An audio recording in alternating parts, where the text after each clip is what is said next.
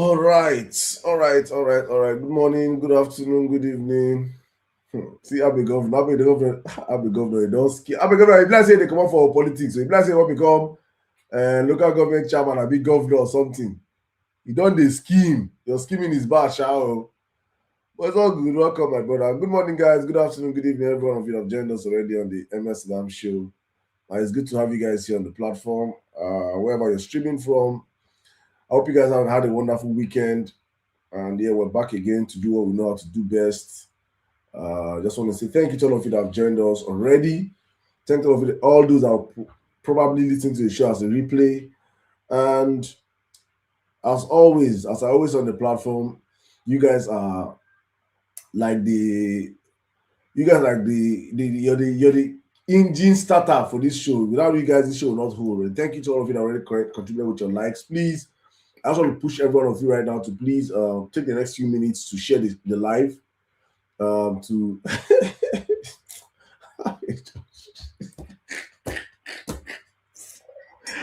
Okay, allow me make I do this show now. Can't wait in the back for 2 minutes.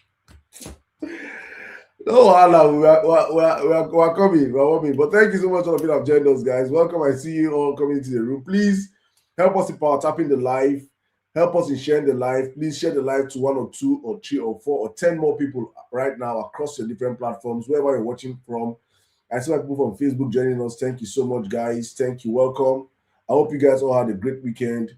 We're back on the Emir Sirdam show one more time. We do this every weekdays from Monday all through Thursdays. We'll come out here to deliberate and talk about our country. Most importantly, things that happen. Um, um, I see people on Facebook or on X. So I know for the past couple of days I've been engaged in talking about. I've mixed the conversations though, but I've been talking about something that's very dear to me. People that are actually very dear to me, which are the P Square brothers, and I'll probably just maybe in the course of my submission, just say 1 or 2 things at least. Now that people are not here, you can get some exclusive, right? And for me, it's where do I start from? But before I start the gist, let me just first of all push you guys. Please, guys, share the live. Please repost the live. If you're on X, please retweet the live. If you're on YouTube, share the live. If you're on Facebook, please share the live to your stories, to your different groups. Just let's get up into the conversation. Wherever you're watching us from, whatever platform you're using, please share the live. And on TikTok, the most important thing for me on TikTok, I will beg you guys to do is to please, while you share, while you give us gifts, while you do all these things you love doing here, I want you guys to please power tap the live. We have to do over 100,000 likes on the platform, which we do every time we come out here. So tonight is not going to be an exception, right? Please, I just want you guys to please help us in doing that, right? All right, thank you so much, guys. So let me just give you guys some little side gist. Okay, let me see in the comment section. Should I talk about the P Square or just jump into politics real quick? Let me just see. Let me see from the comment section. Do I say some things? Do I say my mind? I know many of people have been seeing me go on the tangent with it on X. So I want to know if it should, and on my socials. Just let me know if you guys want to hear. Or I should just go straight to politics, please. I'm seeing politics. Should we go straight to politics? I want to use Maggie. Okay. I want to follow everybody's comment. I don't want it to be a secret. Maggie, I've seen your comment. Okay. I'll do this on popular demand. All right, let's go. Let's talk Nigeria. Right? Let's leave Pisco. I think from here I can do Pisco on my own time. Let's come to what is serious, right? Even though Pisco target politics inside, but I don't want to go. If I take it to that angle now, it can spoil many things. So it's best we even leave it out of the whole conversation. Honestly, I agree on that, because the people who are dealing with APC, APC are very vindictive. Oh. APC bad. Oh. APC bad. Oh. APC bad. Oh. I swear, APC bad. Ha. There's nothing APC I know the inside. Oh. There is nothing. If earthquake happen for Sudan, I go blame APC. And don't ask me why I'm blaming APC. APC are the cause of all the problems in the world. One of their oga dey here, have a governor, he dey here. He dey here. So the APC angle to the conversation of P Square, I'm not going to say it right now. No, that one will be later. Because I know APC. These people. Fear APC. Who know fear APC? Well, guys, I think over the weekend we have been seeing Osun State. From last weekend, I'm happy that we're seeing a different conversation in Osun State, even though I know, as I insisted earlier on, that was early last week, I made that video and I called out the video and I told them that the most important thing you guys can do in Osun State, the most important thing you guys can do in Osun State is to make sure you inform Osun indigents to protect their votes, to be ready to protect and defend their votes. Because there's one thing to vote, right? In the Nigerian context of voting. One thing that is guaranteed under Bola Ahmed Tinubu's government is that we can never have a semblance of free and fair elections. In fact, if I'm to rate elections under Bola Ahmed Tinubu for free and fair, Nigerians will not see 20% free and fair elections under Bola Ahmed Tinubu. 20% will not see it. And that 20% actually is something that if we harness what we have as a people, we will be able to use the 20% to work in our favor. Okay. Don't worry, my sister Princess, I'm going to explain how. Tinubu is not a Democrat. Tinubu is someone that believes that he has to win by all costs. Tinubu is someone that plays politics like sports. And in sports, if you dive and you get a penalty and you score and you win, as long as you win, you have won. That's how Tinubu sees politics. That's why he told those bishops that came to visit him that all is fair in politics. And the moment you have someone with such ideology running the affairs of your government, with the ideology that all is fair in politics, then you now understand that such a person cannot give you free and fair politics, because in the context of all is fair in Nigeria, we understand what that term means. It simply means that when you say all is fair, rigging is fair, ballot snatching is fair, whatever it takes to win, Bola Tinubu does it. And he told us prior to the last elections that power is not served a la carte. These are videos you have seen. You have to grab it, snatch it, and run away with it. And that is why ever since Tinubu became president, he has made sure he did everything possible to, to stifle the voice of the opposition. Right? Sorry, please, just mute as you come up, please.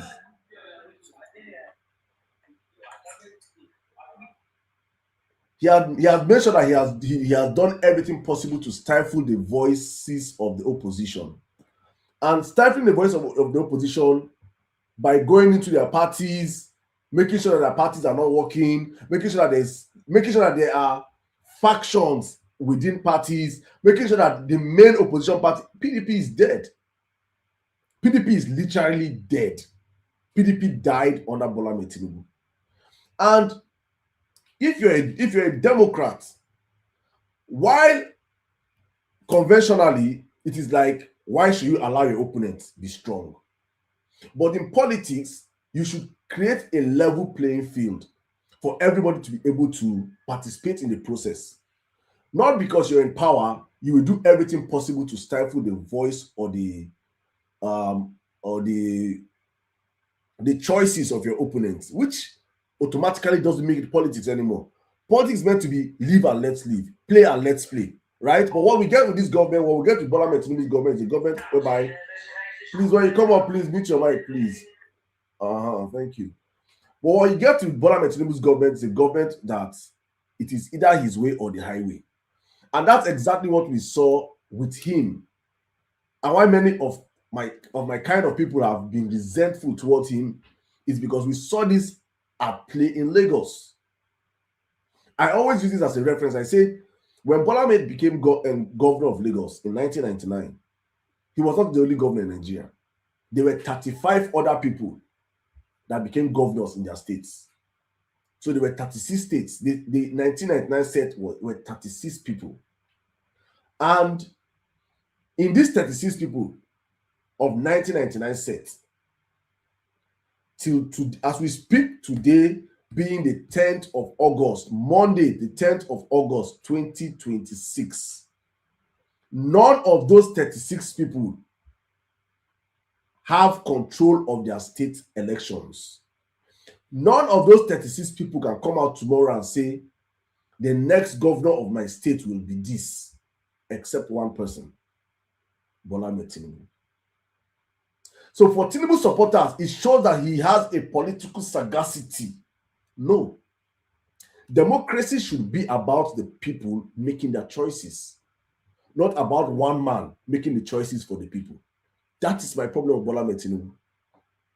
So when I talk to him and I talk about him to his followers, I'm telling them, democracy is being said, government for the people, by the people, and for the people. It's a three-way affair. It is not government for Tinubu, by Tinubu, for Tinubu, as we see today. That's the problem, right? So if we're getting a man that understands the tenets of democracy, that understands that, okay, even if I play like a sport, let it be free and fair sport. Let it not be a sport that is rigged already for people. Let it be a sport that the people can get involved in the process. So for the past consecutive elections we see in Lagos State, nobody has been able to come in as a governor. It's the moment you come in as a governor for Lagos State as opposition, Tinubu will play the tribal card. Thank you, my sister. Then automatically you become an Igbo man or an Igbo candidate. We saw it, they did it back to back with Jimmy Abaje. Jimmy Abaje has no Igbo blood in him. But you see when they call him Jimmy Chuku, Jimu something, Obina something. And automatically when he plays that card, people will just all of a sudden forget that Jimmy Abaje is competent, he has a character, he has a charisma to lead Lagos. But no, automatically, Lagosians will forget that route and play identity politics. And that's how Tinubu has held Lagos till date. Then the places that I know he will not be able to win elections, they will go and do what? Send thugs to scatter those places. And the Agor Palace, First Stack area. What do they call him? What this place? Alaba side. So that is his MO. So for me, that I'm a Democrat that believe in democracy, I do not see. For me, Tinubu is an existential threat to democracy survival in our country. Because with Tinubu's kind of politics, all we are going to see is a reinforcement of failure because one man has found the way to stay in power by all means necessary. And that's exactly what they're about to do in Osun State. That governors of other parts of this country, Igbo man, they threaten Yoruba man, they threaten Yoruba governor for Osun State. They know they do bigotry for that one. Because the Igbo man, when they threaten the Osun State governor, now Tinubu guy, Hope is Odima. If they threaten, you see, when I say this, right, I say this for my Yoruba brothers that do bigotry for Tinubu, to understand that you're actually being played like a pawn that you are. Because explain to me why when election comes, they make you do bigotry with Igbos. But the same Tinubu right now has made an Igbo man in charge of a Yoruba state election. And he's actually the one warning your fellow Yoruba brother that he's coming to take his job. And telling him, he even tell the that the video should employ his uncle. Then he now sent a governor from Edo State. I'm showing people to show people that bigotry is just for the poor people. That up there, they don't do all that nonsense. They know themselves. They know that if you come downstairs, throw them bones and we'll fight ourselves, we'll do bigotry for ourselves, we'll kill ourselves. Yes, but all of them, please don't unmute your mic if you come up here. I beg you, God, please. I don't know who is that, but please. But all of us up and down here, we are all killing ourselves for tribe, for religion. Okay, look at how they have activated imams now. Bishops of the Catholic Church came out and made a postulation and said, guys, Tinubu, you're not doing well. Instead of Tinubu to take it as feedback and change the stuff, they want to go and bring their own bishop. Automatically, they have already launched imams now to steer bigotry.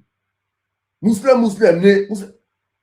This is how Tinubu operates, which is dangerous for our country. I don't know how people are not seeing these things. I don't know how people don't understand that Nigeria, we have never been this divided in the history of our country. And it's not like we have not been divided.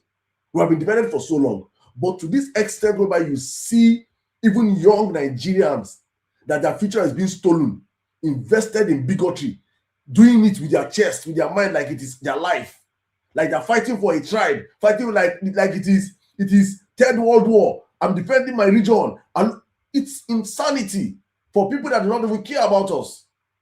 So for me, it's important to having these conversations to understand. And hopefully, Osun people rise to the occasion. I just hope I don't know if they can. I wish they can. I wish they will, right? Because we have to start sending a statement to these people in Aso Rock that 2027 elections should be the people deciding who will win. Because if it's left for Bola Ahmed Tinubu, Tinubu knows that there's no pathway to him to win the next elections. There are no votes anyway. I want to ask my brother, I'll be governor. I want to understand the pathway of an APC supporter supporting Tinubu today. What is the pathway they feel or believe? Who will vote Tinubu? Not governors, because what they believe is governors. How can somebody that's not in Osun State tell Osun people that they are coming to take Osun State from them? It's audacity. But if me and I say it now, or somebody else say it now, and we're going to take Lagos from APC, they'll say, how dare you? Our Lagos, not your Lagos. Nigerians doesn't come to our reality. Welcome to the show, guys. I don't want to say too much today. I just want to have everyone happy because many people are already up here to speak. So, I mean, Governor, what do you do for your screen like this, I beg?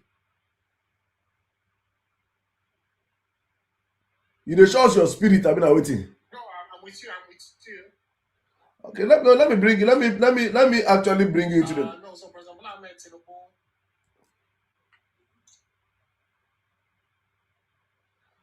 Let me bring you into the conversation. Can we ask the host some questions? Okay. Oh, you want to ask a question? Please ask me a question, please. I want to hear a question, please. Sirdam, do you believe in identity?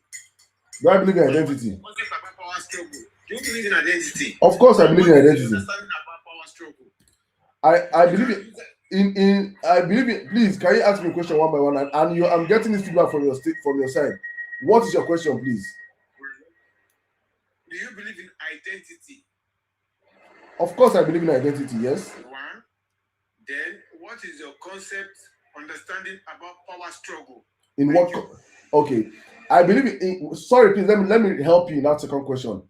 Power struggle in what context?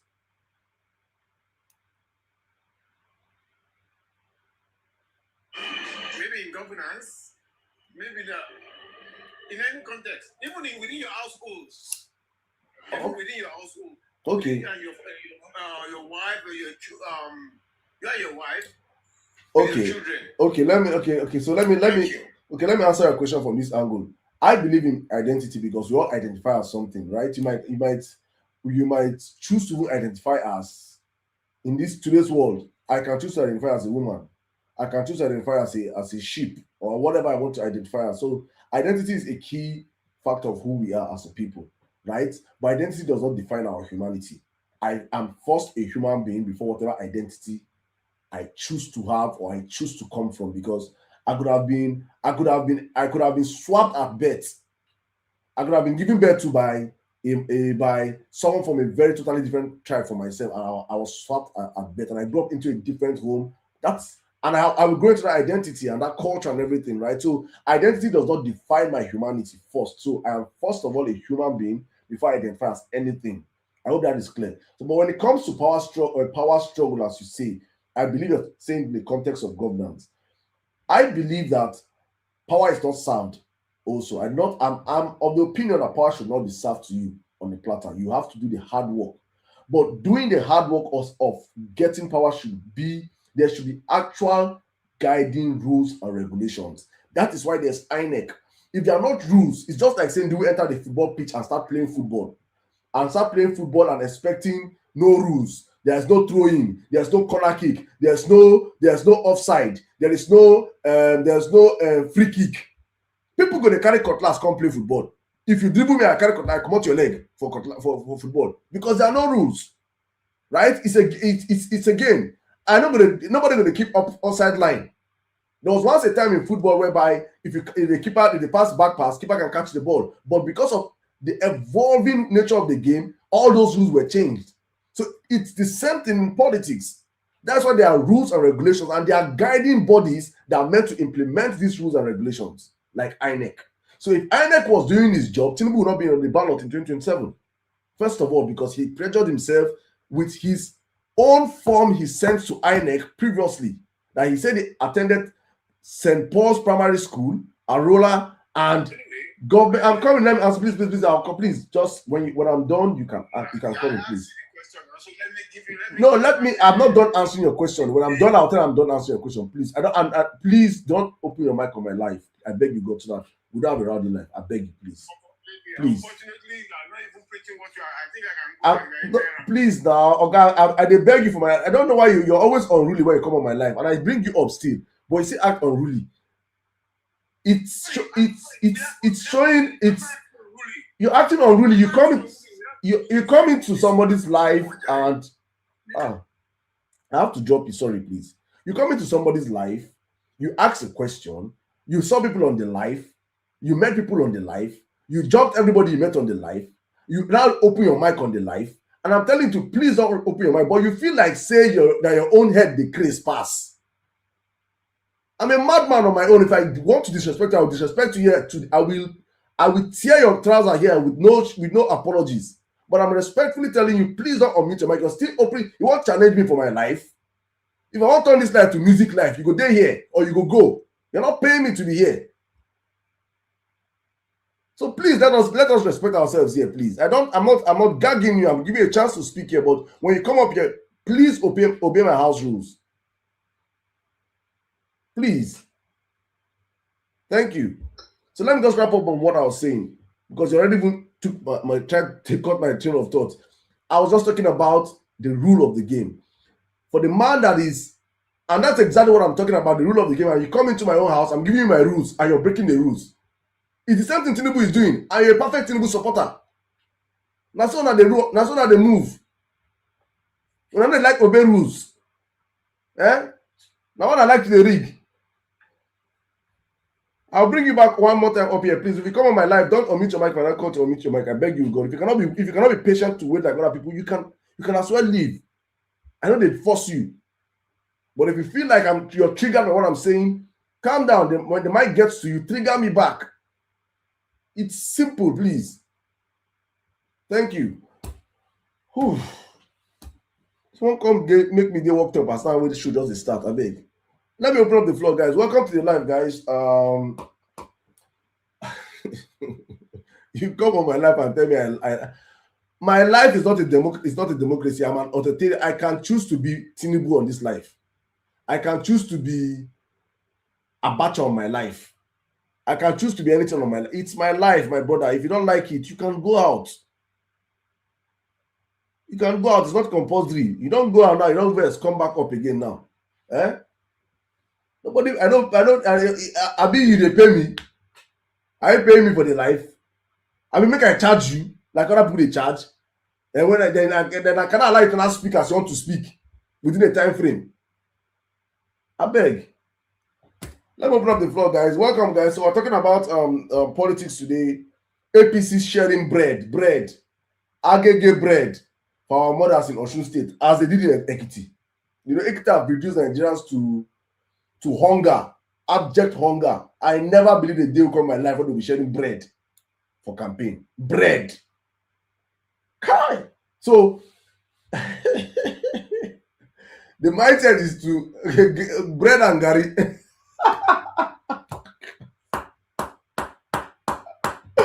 So the mindset is to eat bread. When you chop bread, finish. God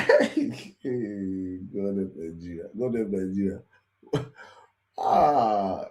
In Osun State, I don't know that's location. There's so many everywhere. In Osun State, bread and gari. So the mindset is that if you finish eating the bread, you don't go hungry for the next 4 years. Hey, see how much APC have reduced Nigerians. Hunger. Now, which question I want to ask? I'll not allow anybody to ask question now before I open up the floor to people to come in. Now, ask your question. Yeah. So, as if the bread and gari wey they distribute for Osun convince people, that means the dancing governor never solved their problem. Finish with that. Is that a question or a statement? Yeah, because if it don't work, say people no go agree vote against them. That means it don't solve their problem. Gary and bread should not convince them. Why is Gary and bread convincing them? And you ask a question now. That's a question. No. That a question. Then you people in APC, people, I know they don't ask you when I do this. People, I don't know. If I find out now, I would like to sit around and get bad mouth. It's a question. You don't do submission. Eh? If you are not cut your submission time, I go say I did wicked. You don't talk 2 minutes for your submission time. Oh. Just hold on. Remaining 3 minutes for you. Bread. And let me explain this one more time, right? No matter how good a governor performs, the economy of the country is run from the federal. That is exactly why I keep telling people, for many of you that say, hold your governors accountable, hold your local government chairman accountable. Local government chairman not dey dictate ethics. Governor no dey dictate how the economy of the state. Can the governor try to create enabling environment in the state for business to thrive? Yes, he can. But the overall economy of the country comes from the man sitting in the Aso Rock. That's what people fail to understand. The governor can build roads. The governor can attract. Oh my God! Please now, this.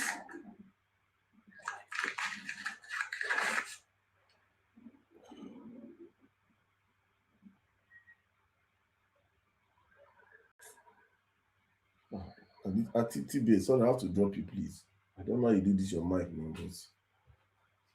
The governors can attract companies. The governors can do their best to see how they can augment for the lives of the people. But the governors are not the one that are in charge of the key thing that is running our country, which is fuel. We don't have lights. We don't have electricity in Nigeria. So therefore, everybody depends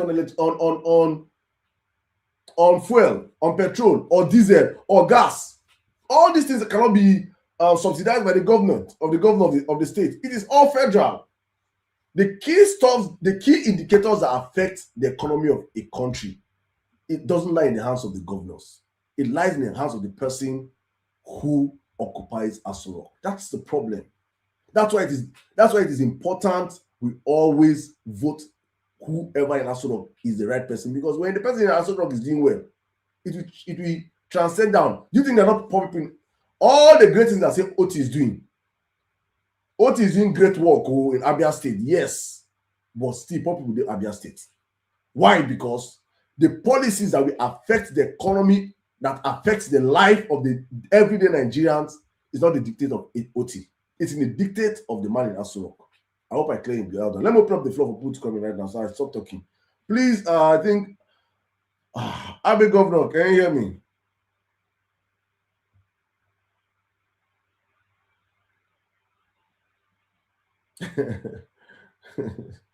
Sharon Adetunji say Jerry Eze's viewers dropped from 1.3 million to 205K. People don't wake up now.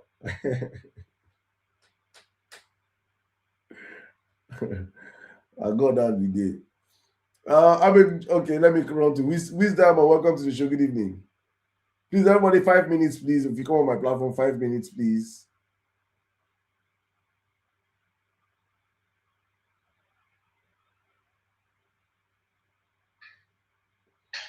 Wisdom, can you hear me?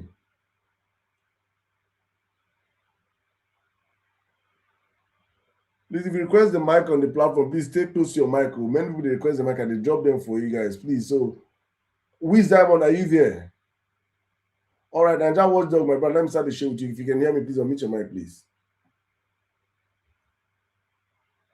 I mute my own mic. Now they hear me for this live at all.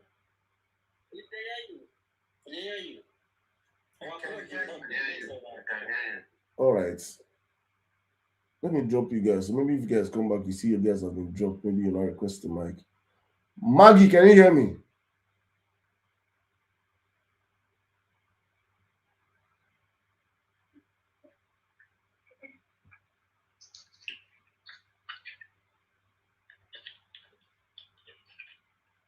Maggie. Come my name. Is there anything? I said I just put one chicken for mouth when you call my name. I almost choke. How about no vex, no vex, no vex, no vex. Anyway. Abi, you want chop your chicken finish? Best I will chop that chicken finish. Chop your chicken finish now. Make I not choke you guys. I know. Just give me a few minutes. And let me circle to King Abdul. King Abdul, can you hear me? I can hear you. All right, you have the live, my brother. 5 minutes, please. Welcome. Okay. Meanwhile, sorry, please before I start your time, I just want to please, guys, can we just all please power tap the live? Please, we have a mandate of 10,000, 100,000 likes on the platform tonight. So please power tap the live. And if you're watching us from any part of the world, if you're on YouTube, if you're on X, if you are on Facebook, I see you, Stanley Oyemai. Thank you for joining us. Please power tap the live, guys. Power tap the live, share the live, repost the live. Let's just take the next 1 minute before the next speaker comes in to share the live, everyone. Please, I just want to see the live being shared to 10 or more people. Please share the live right now, everyone, please. And while you're sharing the live, please repost the live also. Thank you to all of you that are coming out from. I see you guys from X already. X people, we are good numbers there right now. Please, everybody on X, please retweet the live. Retweet the live. Retweet the live right now to your followers so we can get up into the conversation. Thank you very much. King Abdul, you have the live in 5 minutes, please. Welcome. Thank you very much. Good evening, everyone. So now your show is always interesting. For days now that you have not been here, TikTok have been boring.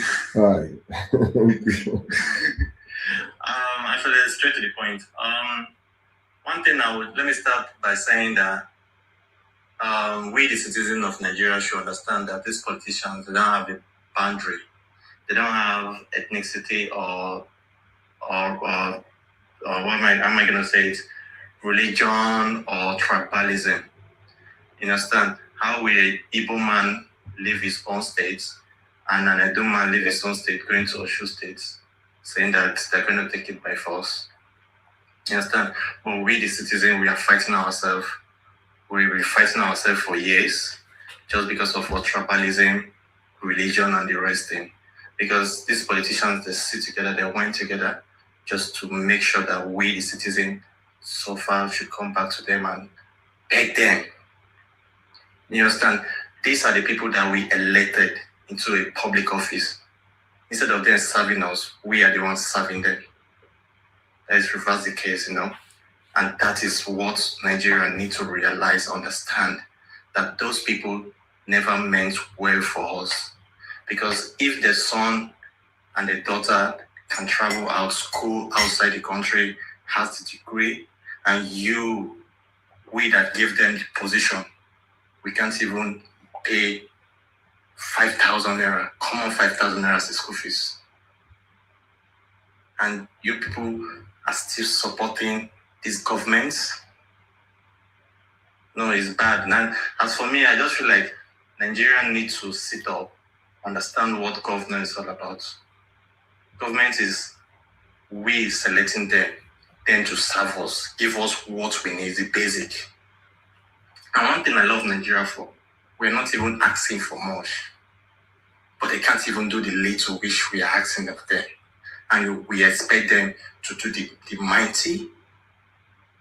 Nigeria needs to stand up. Let's use this Oshu election should be an example. Let's know whether whatever people have been saying online is sinking into their brain, into their head, for them to sit up and make a decision. Because how will a governor sharing rice, giving people's bread? Look at Kano State, 150,000 people. You did 1.6 billion, how many billion wedding? That money can go into infrastructure. Kano is very large. Kanu, with that 1 point something billion, you can empower millions or thousands of people out of the street of Kanu. So what is this government even teaching? What are they coming to campaign? What are they coming to tell us? And the imam, I don't understand, because my late granddad is a chief imam also.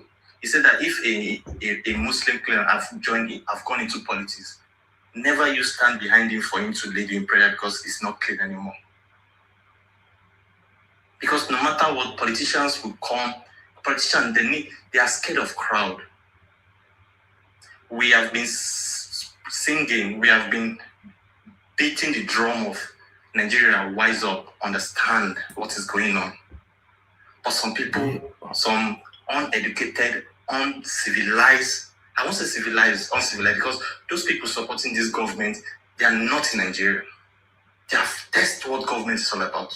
What good government should be like. But still yet, some people are still there supporting this government that cannot even give us the basic. Give us electricity. Give us just a good road. Give us security. Because these three things are the pillars of every nation. If there is no electricity, if there is no good road, if there is no good infrastructure in your country, how are you going to make money? Nigeria is not even ranked among the 10th anything in Africa anymore. Talk less about the world. The debt is going up every single day.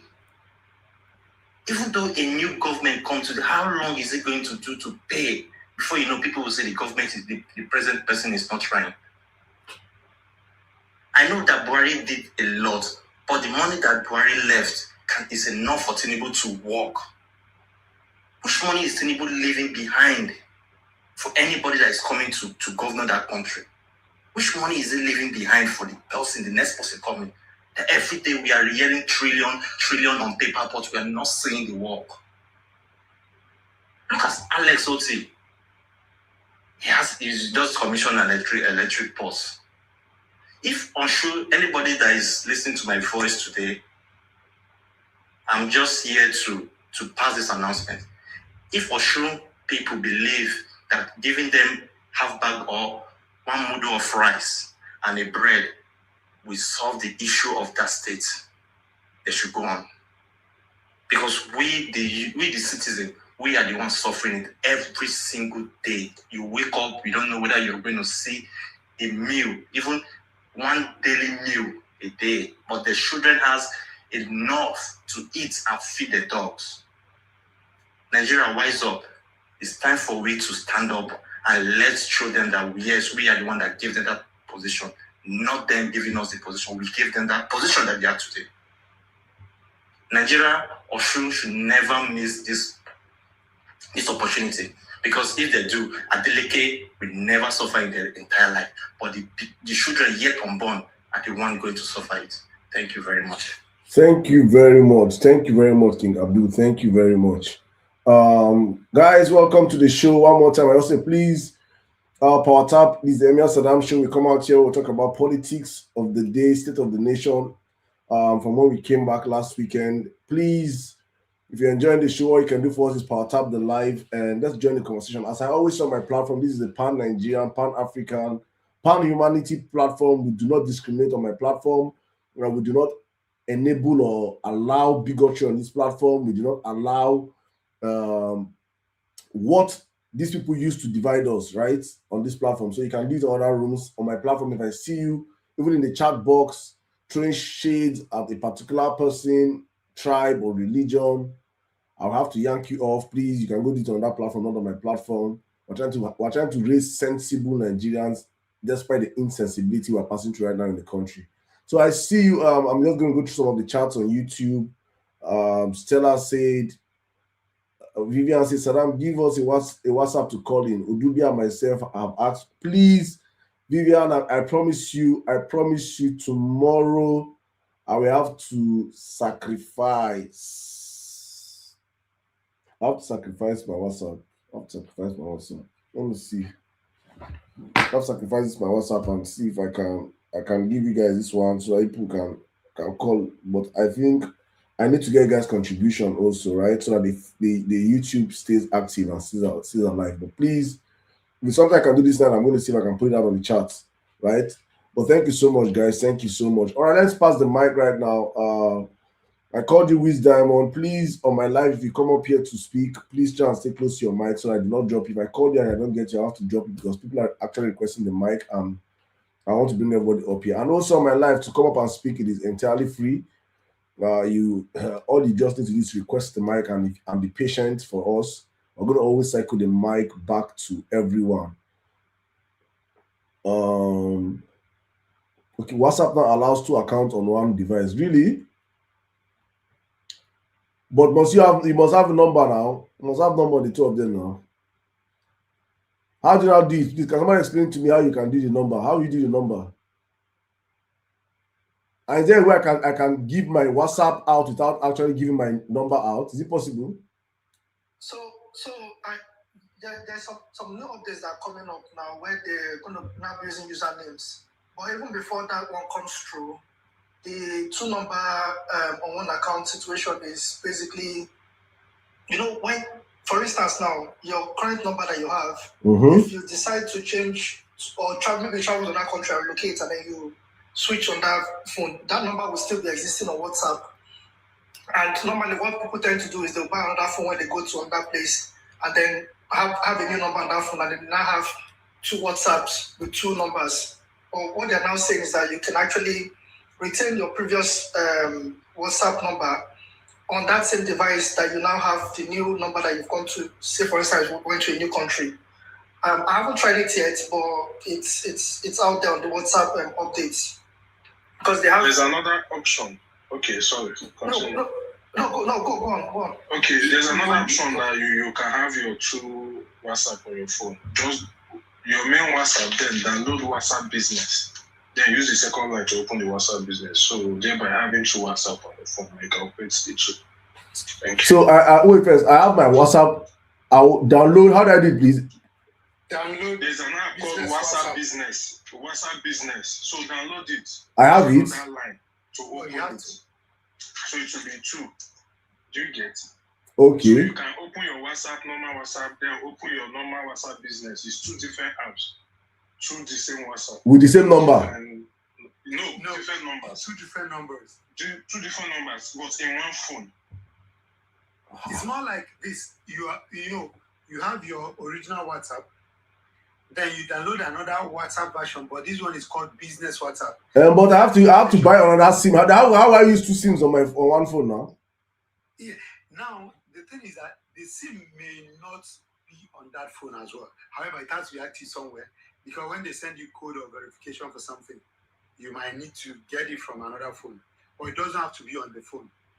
Exactly. You just use for like 5 minutes after activation. Then you remove it. Yes.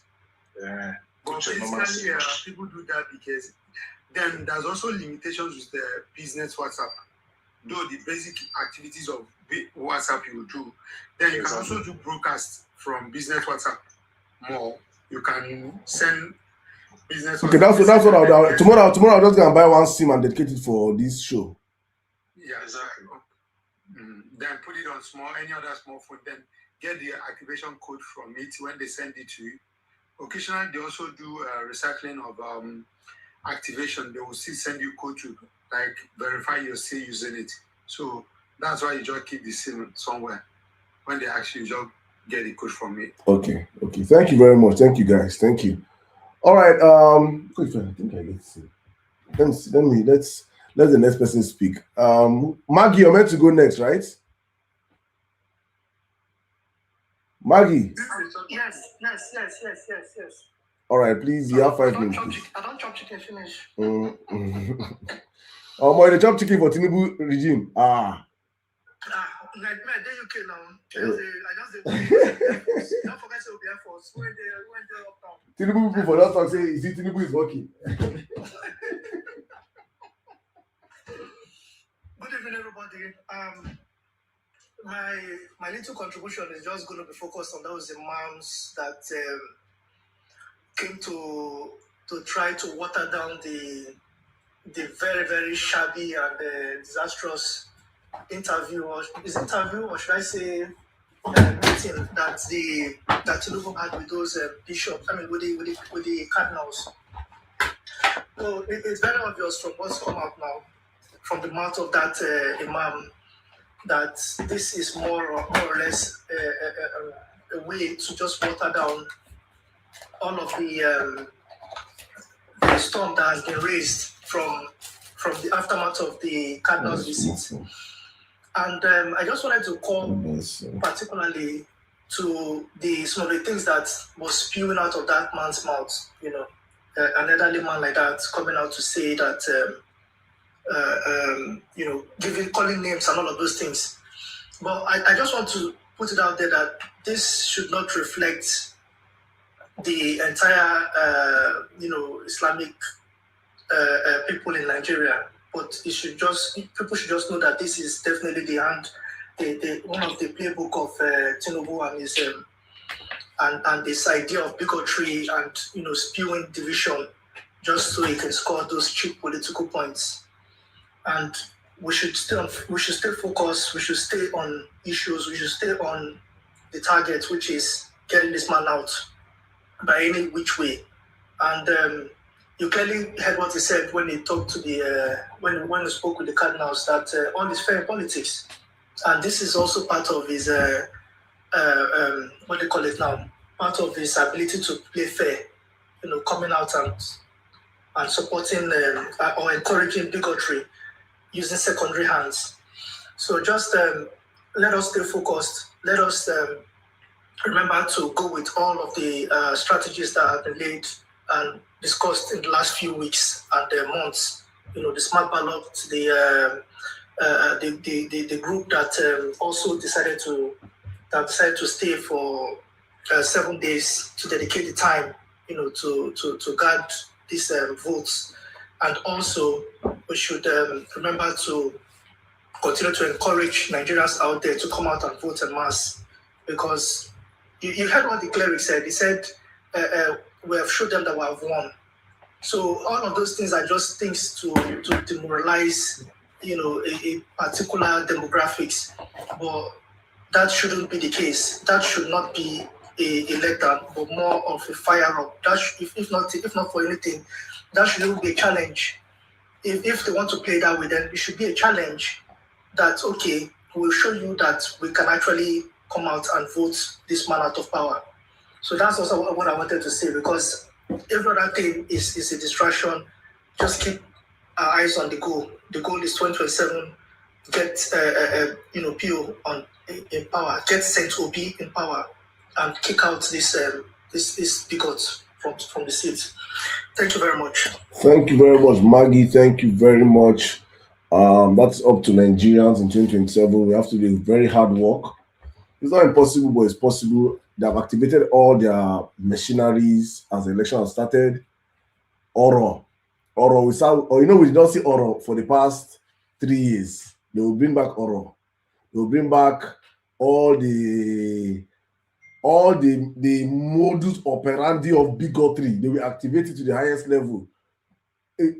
Hungry pastors, hungry imams, hungry traditional rulers, all of them will be activated. We will see, they will unleash hell on earth. And their aim is one thing: divide Nigerians. Just divide Nigerians.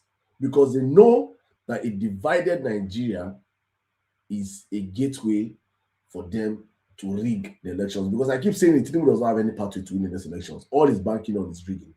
Let's pass the mic to please, Nigeria, you have to be patient, please. I'm going to come back to you, please. I was going to call you. I called you, called you. You're not available, so please, I'll call one person before I call you, please.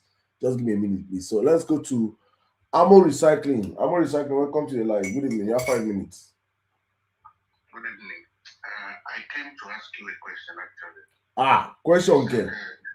Yeah. Okay, I'm listening, sir. Earlier on, you said something that. Please, can you remove your mic, your earpiece, and talk to your phone, please? Oh, okay. How do I do that?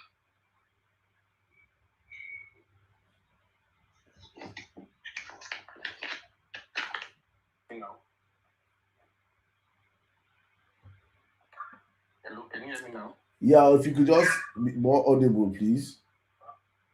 Okay. I said I came to ask you a question. So earlier on, you said the focus should be on the man in Abuja. And you said earlier on, you were saying something like when they were talking about holding the governors accountable, holding the local government accountable, it's only the man in Abuja that can change their life. So my question for you is, when the man in Abuja makes all this money, how does it get to the grassroots?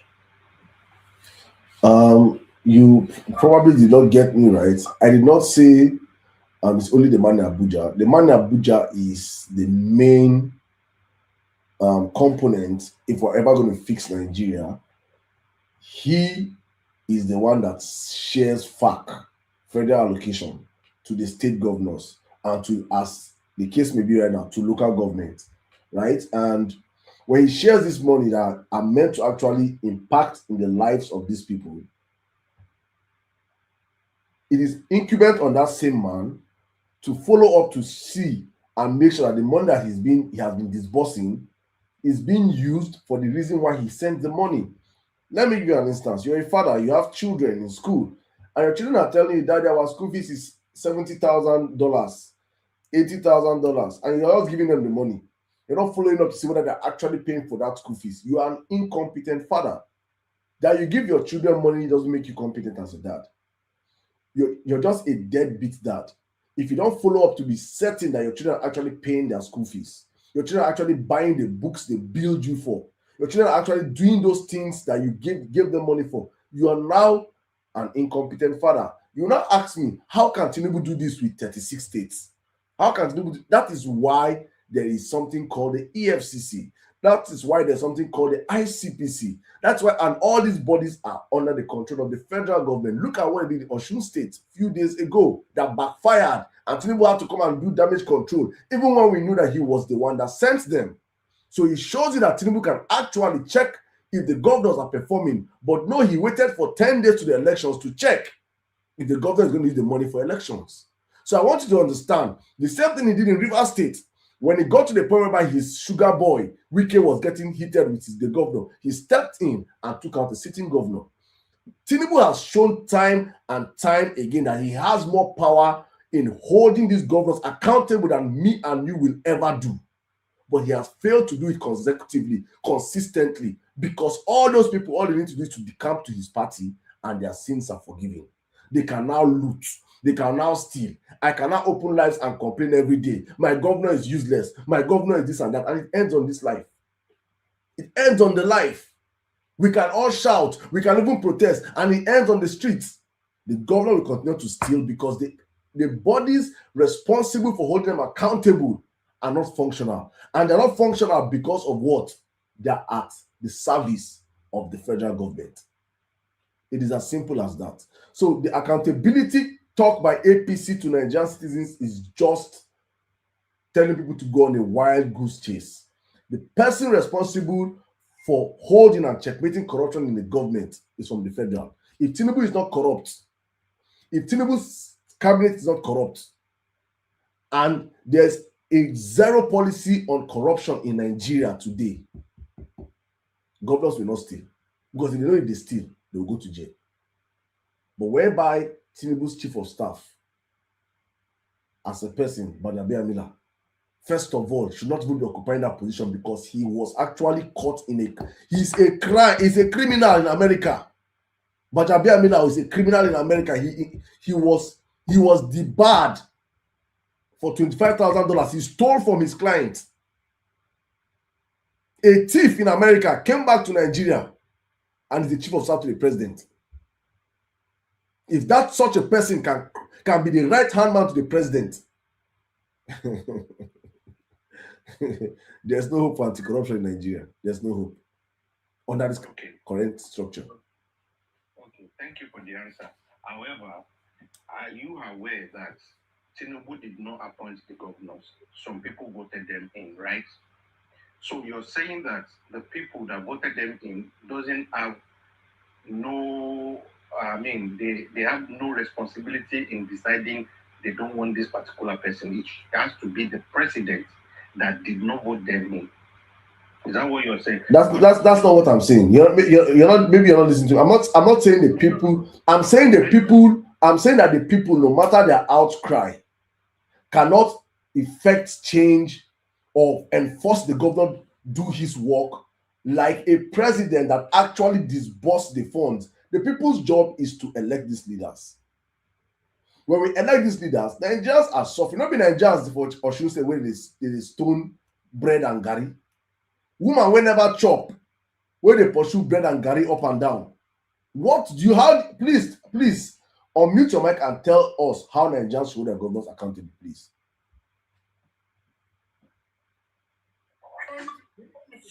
No, not you. Sorry. No. God have mercy. I will deal with you. I will deal with you. Babatunde, do you have high blood pressure? Do you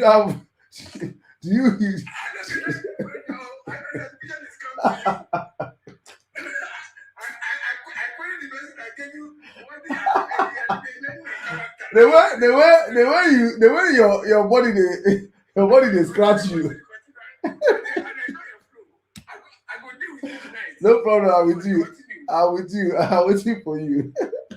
About the cycle, please unmute your mic and tell me how Osun State citizens should hold Imole responsible.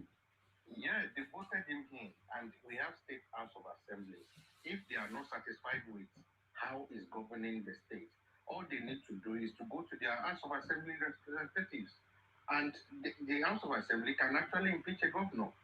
So, but you saying that the president should be held accountable for a governor that was not put there by the president, I don't understand. I really don't, because we put them there. We should be able to hold them accountable as well. The president is doing the job of giving them the money, and if they are not disbursing the money, we should hold them accountable. It's not the president's duty. Yes, the president can,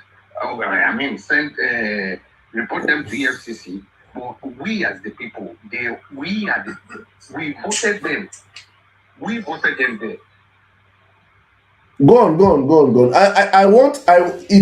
You know what you're saying is like giving us essay, right? I know in exams there's essay and there's practical. Practically tell us how Nigerians in Osun State, across, I don't know how many local governments in Osun State, we hold the governor responsible.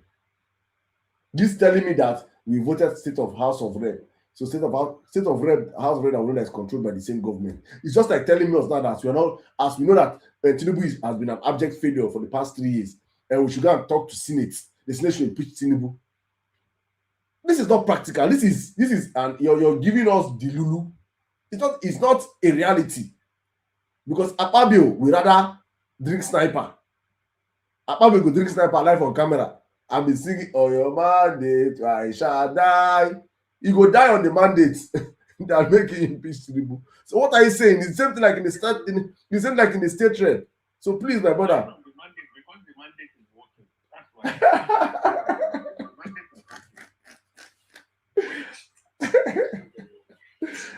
Thank you very much. Do you have any other question, please? I'll move on to the next speaker. Thank you. No more questions for now. All right. Thank you very much. Thank you. Wiz Diamond, are you here? Yes, I'm here. All right. Welcome. 5 minutes, please. Now that was done. Where you now? You have disappeared.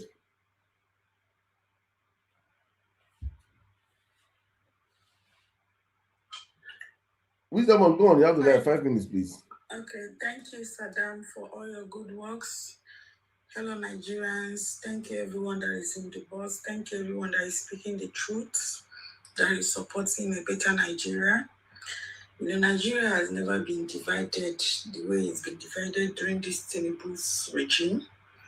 Right now, they are instigating a Christian war. Like, you know, the cardinal is the next person that is respected before the Pope, because the cardinal, after the cardinal, the next position is the Pope. So, they know they like hear truth. The cardinal told them the truth, and now they started a propaganda to go and get another group that will come and massage them and tell them, no, don't worry, what you are doing is the right thing. So now the kind governments we there inside, they don't like the truth. They don't like hear no. They only want to hear yes. So Nigerians, next week, yeah, or in a couple of days, the campaign is going to start. I think the 19th of August or something, if I'm correct. There is no other person on that ballot that wants your good and the good of your child. There is no other person that is proactively saying that he wants the son of a nobody to become somebody. It's only Peter Obi that is doing that. It's only Peter Obi that has your interest at heart. Not only Peter Obi that wants, he's passionate to see Nigeria work. A man that is not currently receiving any pension from Anambra State, but this man is continuously spending his own money, supporting the healthcare system, supporting the educational system, because he understands that these two sectors are important sectors that will help a country to flourish. So come 2027, by the special grace of God, Nigeria must be okay again. I hope you all have gotten your PVC, and not just PVC. We shall vote to defend our vote this time. Is Rig and I, they talk we know they go any courts, you understand? So it's Rig and I. I'm so happy with a lot of projects that Nigerians in the diasporas are doing. If you're in Nigeria, you are an okay movement, you're obedient. Please try and seek out information and know the groups around you. There is a lot of things going on, but those that are home, they also have a lot of things that they are pushing. So this time around, we are all out to support our principal, our excellency, Peter Obi, the only man that speaks, and Nigeria will begin to shake. Their social media, all their fake politicians. There's a comment Obi said. He said, we are the one, he said, me and you, we are the one that is encouraging politicians to steal the money. And he backed it up by saying, when they steal the money, you call them excellency. Is a thief excellent? Now, waiting Peter Obi, they ask you. So all those APC where they call excellent back and forth, you know their history back and we are the one encouraging them all. So let's stop complaining whereby we are directly or indirectly encouraging this. I want you to know that Nigeria was okay in the past and Nigeria can be great again. Before I was born, I've heard a lot of stories. Nigeria used to borrow money to World Bank. People used to eat in the school. We can do that again. Our nation can come back again and it will become a nation that we will be proud of. We can do this. And 2027, God keep us alive. Nigeria will be okay again under the leadership of our principal, Peter Obi and Kwankwaso. Thank you, Sirdam. God bless you for all you are doing. We appreciate you. Thank you. Thank you very much, my sister. Thank you very much. Thank you very much. I just hope Nigerians understand the importance of how 2027 elections will be. For me, I'm saying it's not just for the country itself, it's for democracy itself. We will lose democracy if Tinubu continues. And Tinubu supporters don't see this. They don't understand this. Many of them are blinded by their different sentiments. They don't understand when I say we will lose democracy. Tinubu has proven not to be a Democrat. Tinubu does not understand the concept of democracy. He's an authoritarian, a dictator. Let Tinubu be. He knows sabi play politics. He doesn't understand politics of win unless we and others win. That's why you see them they tell that he knows they lose elections. Right? And such a figure at the center is very dangerous. Because for me, I say that if Tinubu was like Buhari, right? I would have said, well, let's align this second term and go. Nigeria no go scatter pass. IS in a loot, go loot all it in one loot. And also tomorrow's show is going to be a very special show. Tomorrow, let me just pass. Tomorrow we'll be discussing state capture, the dangers of state capture, because many Nigerians don't understand the concept of what we're saying. So tomorrow, please pass it out to people that don't understand. When yes, state capture. Tomorrow I'll be having hopefully some guests here. We'll talk about the dangers of state capture for Nigerians and the world to hear and listen. Nigeria is already 70% under state capture. As we are speaking, Tinubu has awarded over 21 trillion naira worth of projects to his godfather, Gilbert Shaguri. This and more you will hear tomorrow.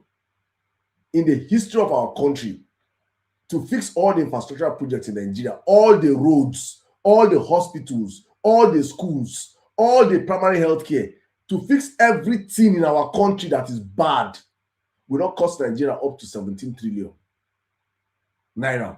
And you will fix, Nigeria will be like Dubai for road network, 17 trillion.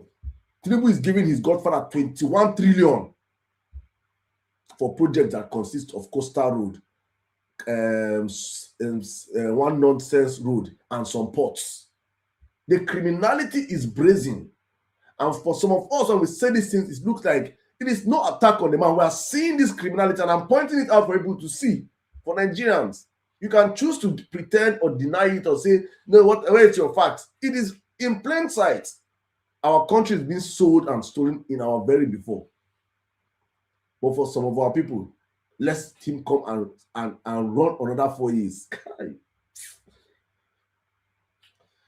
I just wish Tinubu would just become president of selected people for those 4 years, the next 4 years. Make them see as it be. But thank you so much, my sister. Thank you. Let me run the mic to Babatunde. You've been disturbing me, so you don't need to be commenting. That thing you want to comment, please say it in the comment section. Thank you very much. Unfortunately, I need to query those who get some people find worthy in learning and character, because sometimes I don't know the word of education that institution do use in passing people. In fact, they didn't do the needful. 2, if somebody like this cannot understand how state paraphernalia works, or how the framers of the constitution are framed institutions, is unfortunately that they don't know that it's just unfortunately again that the center is too powerful.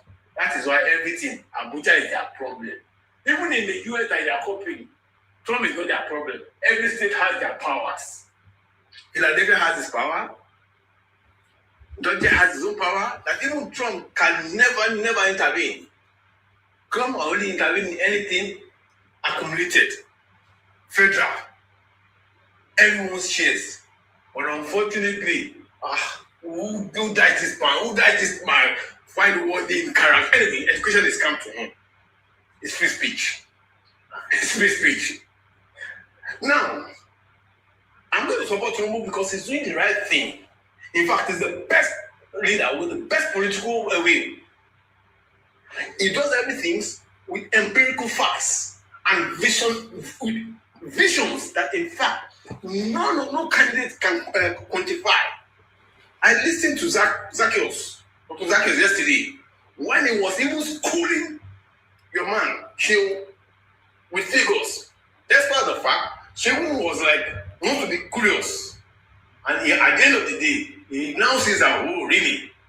The little he knows, in fact, is nowhere to be found. If you like, you can bring bingo. My country is none of my business. You can bring and they pay, like they pay. You don't pay me. Or you can bring Atikulu there. You don't pay me. But I know. And they shake. Let the poor Papa will know well. It's your president. If you don't like him, make you go leave the country and make you go succeed.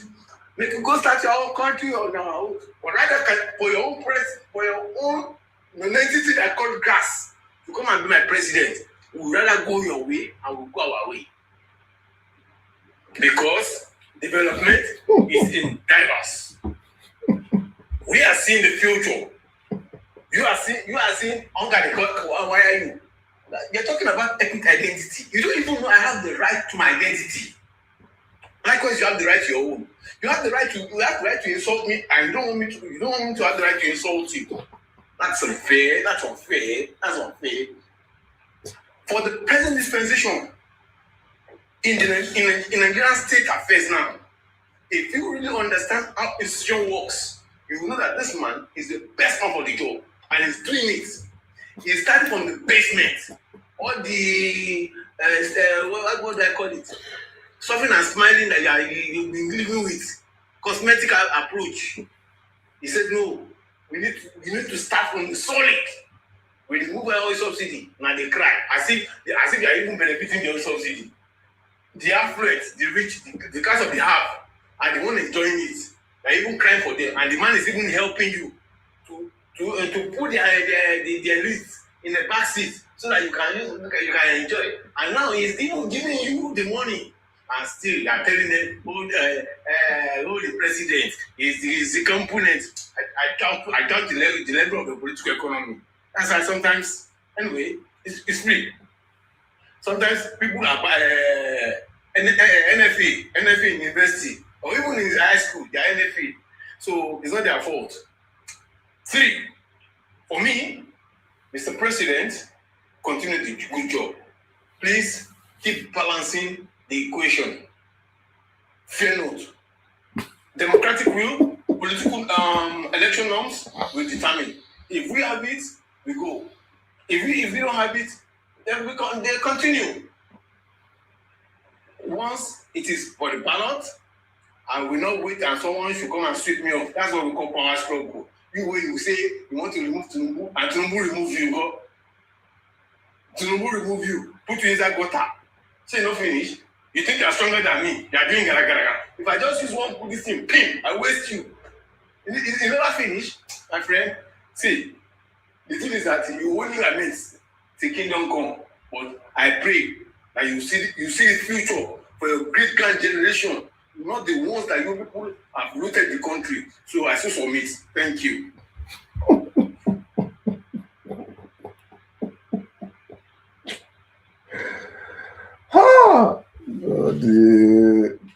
This extra time.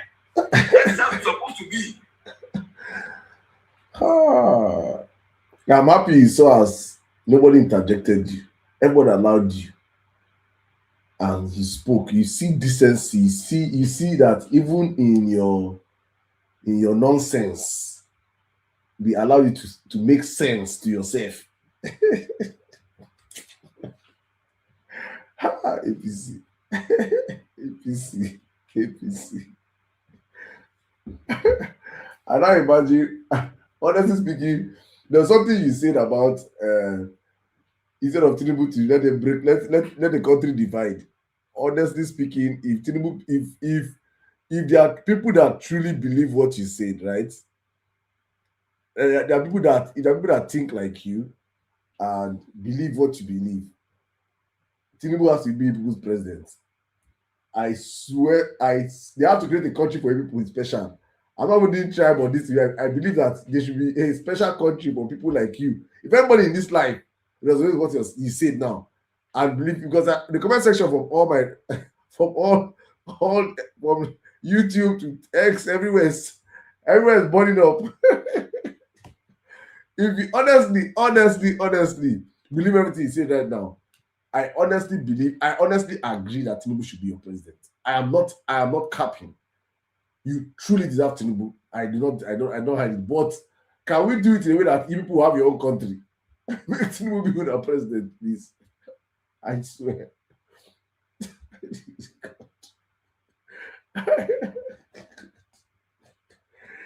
Hey,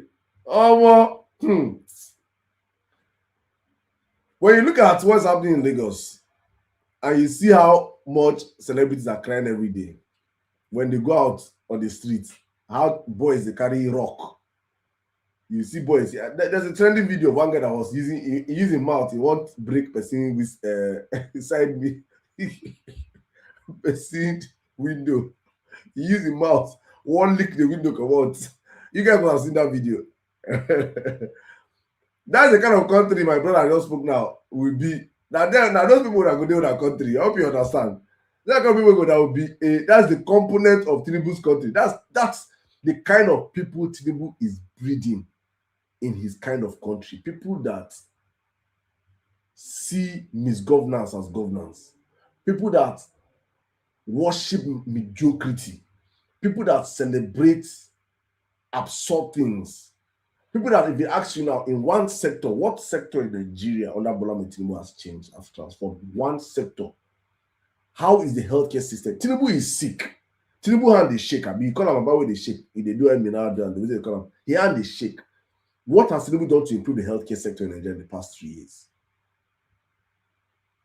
What has Tinubu done to improve the educational sector in Nigeria in the past 3 years? They will tell you NEL fund. They now tell them NEL fund, sir. Give us data of the students that are collecting NEL fund. Pure story. You can't see the data. It is all propaganda because in Tinubu's world, he lives by lies, he rules by lies, he governs by lies, he leads by a lie. Everything about Tinubu is a lie, including his age, his name, his date of birth, his childhood, his school he went to. Everything about him is a lie. You can't point to one sector in Nigeria in 4 years that you say that we are better off today than under Buhari 4 years ago. Not in healthcare, not in security, not in power, not in welfare, not in the economy, not in sports. What sector is better? What sector? Please, Tinubu supporters in the comment section. Please tell us the sector that we're better off today in the comment section, please. I just want to see it in the comment section. Let me pass the mic right now. Thank you so much, Baba Tune, for the entertainment. Thank you very much. Not in agric. Please, just tell us the sector that Nigeria are better off today than we were 4 years ago. Just one sector, please. Let me drop the mic. Dauda, calm down. I beg your time never reach you. Calm down. I have to come to. They don't speak before me. No lie, I know if you can be. I cannot. No lie, I cannot. Sirdam, can I speak? Please, sir, you came here. I know all the people that came here. I know I'm putting a good time. Carrion is going to speak. After Carrion, then private management, then Dauda. I get meeting the next. I beg, no first. I know I stay. You go stay. You go stay. I can't do APC back to back. I decrease because you want. After one person, then I'll come. You want make my head break? No, after two, I beg. Please, my head no go break. I beg, no verse. Let me say after every meeting, I'll come and go drink Zobo. Make my head calm down. Now carry Lamba won't kill me for you. Creative. Carry on. You have the. Sirdam, I don't know where you define all these people, Dauda and these guys. I don't know where you define them. I can tell you. My brother, the request mic. I don't go. If people request mic, I know they look who be who. If I see you request, I will bring you up. And that's why I say I don't check. I cannot check.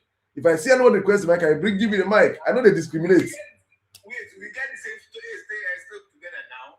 Why the question of this team? My brother, I feel like I said they use your brain do Costa Road and they tell you. You can't see when you talk here. I feel like your brain now you use Costa Road.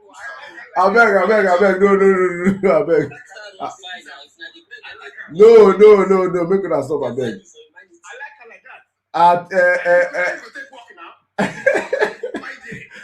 Babatunde, don't do now. TJ, no, CJ, no. You turn this place to be a rowdy place. I beg you, please. I don't want that, please. I beg, please. I beg. The moment you do this, we'll scatter. I will lose our track of the conversation. We'll start attacking ourselves, please. I promise you, we'll not lose track. Let's go on. No, you too like fight. What you too like fight. If people say I'm not gonna say only 70 years. I only give you the energy. You don't say you be old man, right? They respect you. You know I born no. No worry. Yeah. I only say I don't feel love you because you're APC person, but they respect you well. You're like my father. So please, sir, I beg. Just be helping me, please. Carry on, you have the line. 5 minutes, please. Okay, good day, ladies and gentlemen. Yesterday, Super Falcons lost. The coach was running around as of today. talking about continuity. Gezu Musa, who is the NFF chairman, we've not qualified senior team. The junior team is not going to didn't go to the World Cup. Women team may not go to the World Cup. And they're asking for continuity.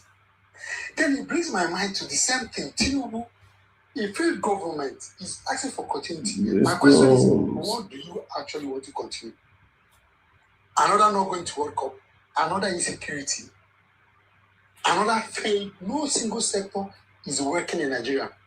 A government cannot provide ambulances for states, but they are ready to give APC women leader vehicle.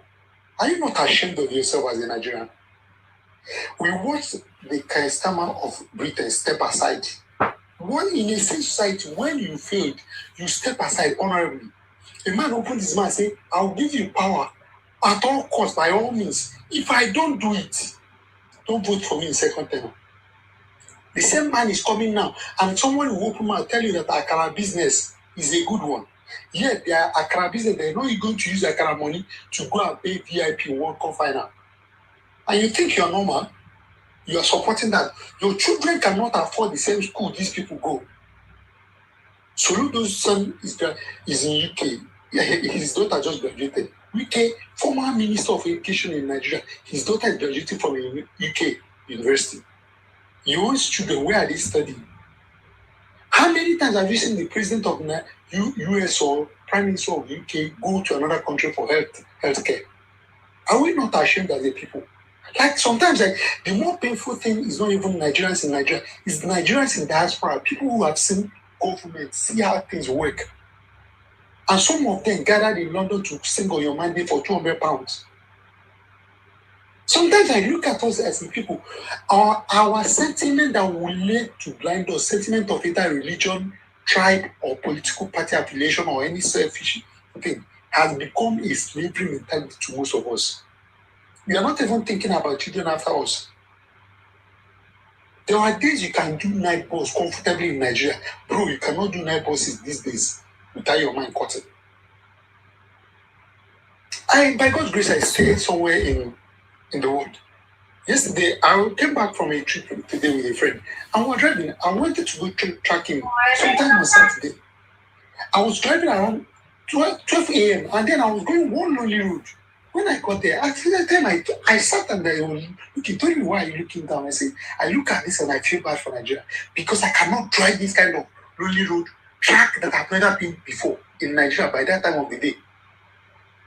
People finished the event I went to manage. Then people were driving home 3 a.m., 2 a.m. In Nigeria of today, most communities you can't move that way. I said, see, I am a detribalized Nigeria. If you call your village in some place in Nigeria, I will point it. I worked in telecom, so I knew my way around. I was also doing part-time MC. From Niger Delta to, I have gone close to like 20, 30 states in Nigeria before I left the nation. So, and I know politics, I could comfortably go to red chambers before I left Nigeria.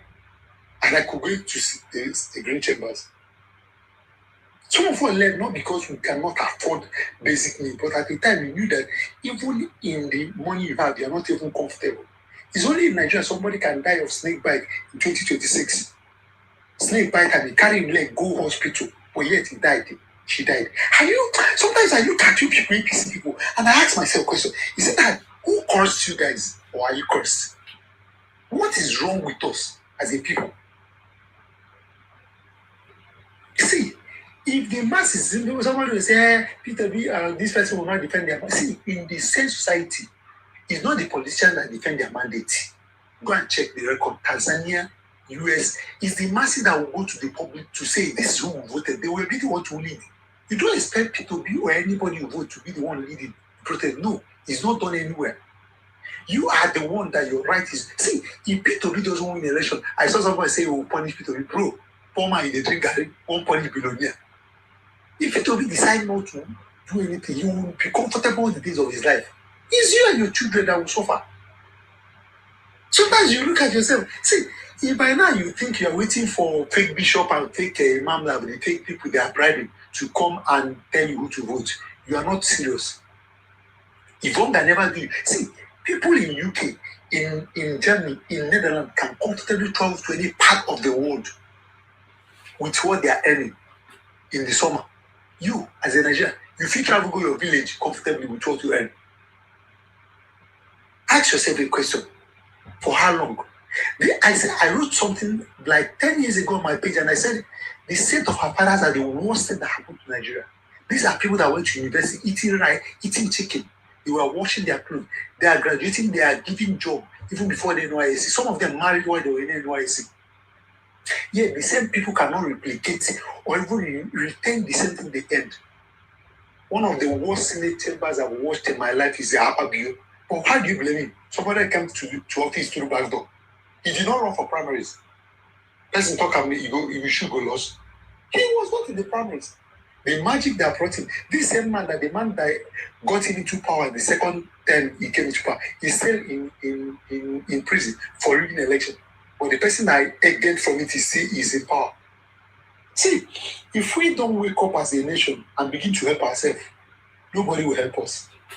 Election go reach, they will tell you that Emeka and Musa, you people are no longer friends. But both of you who are playing ball in Lagos, in Oshodi, you will play ball, you fight, street fight together. All of a sudden, the election reach, they will tell you that all of you that grew up in Okota, you are no longer friends. Do you know there are Igbos in Lagos that are more Yorubas than Igbo? They can eat amala and weaving, but they may not be able to eat Ofako. There are all right, train our please in 30 seconds, please. So, what am I saying? If you don't understand that this guy keep playing you, every election they use the same format, divide and conquer. Tell yourself, get your PVC. Not just for yourself alone, for generations after now. I yield my... Thank you. Thank you very much. Thank you very much. Thank you very much. You see, my own is that Nigerians, one thing I've learned about Nigerians as a people is that, sorry, please mute your mic. Thank you. Is that Nigeria, we don't learn.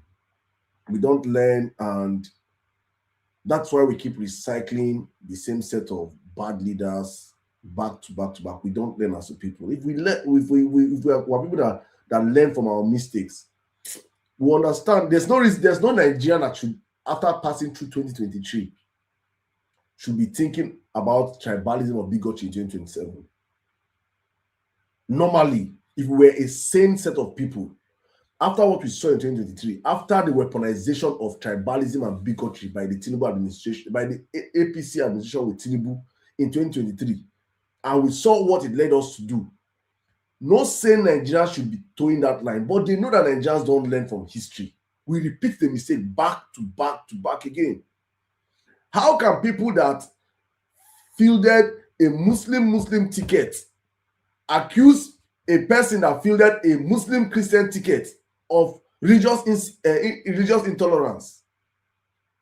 I say what I'm like, what kind of insanity is this? What world is this? Is this the twilight? Are we living in an alternate universe that people that saw a diverse country like Nigeria and say let them do a Muslim ticket are not accusing you? A man that started his campaign by saying Emi Lokan, Yoruba Lokan, by saying, do you know what it means? Like Atiku starts his campaign and say Arewa Namune, Nigeria Nawani, or Pitobi starts his campaign by saying Ibo Kwenu, Ibo something. Do you understand the uproar it will be? But one man can use his tribal this thing and start his campaign, but he will accuse other people of tribalism. You see Nigeria, right? We don't learn. And the problem with me is that I'm a very straight shooter. I don't hide my I say it as it is. I say it as it is. You might not like how I'm saying it, but you know I'm telling you the truth. I will not come out here and lie. The orchestrators of tribal and religious politics, it is Tinubu's way of winning elections. All through his stay in Lagos as governor. All through it is tribalism and bigotry that Tinubu have used to hold Lagos hostage till today. Every candidate from the other side, they will call him, what they call these people? They call him Igbo candidate. They did it with Jimmy Chukwu for 3 times. Jimmy Abaje, they told Jimmy Abaje is Jimmy Chukwu. All of a sudden, Jimmy will not get one Igbo blood for him in bloodstream. They turn him. So And at the end of the day, who benefits? Tinubu. Who are the people that are now crying on the streets that they cannot eat food? They are breaking people's glasses. Lagosians. Who occupy Bodolon? People that sit on the floor of Lagos, Tinubu's house. Lagosians. He's not even bigoted there now. He's not checking. You be Yoruba person before I give you food for in front of your house. No, he doesn't care. They are all poor. They are all suffering. But when election reach that like that, he go activate Oro. For the past 4 years now, we have not seen Oro. Oro they sleep. Oro they do Oro day holiday. by December now, Oro go wake up. But see, it is painful to me that Tinubu is so predictable, but yet Nigerians keep falling for this. It is insanity. But let's keep the conversation going. Thank you so much. Thank you so much, Karian. Let's pass the mic. Private management. You have the life. 5 minutes, please. Yeah. Good day, everyone. Good evening. Can you all hear me? Yeah, you're audible. Shoot. You have 5 minutes. Yeah. I wanted to say, I think I know why Tinubu has the guts to give rice to Nigerians, to share bread in campaigns. It's because he understands that the people he's talking to are not on mobile phones. They don't have access to internet data. They don't have access to light.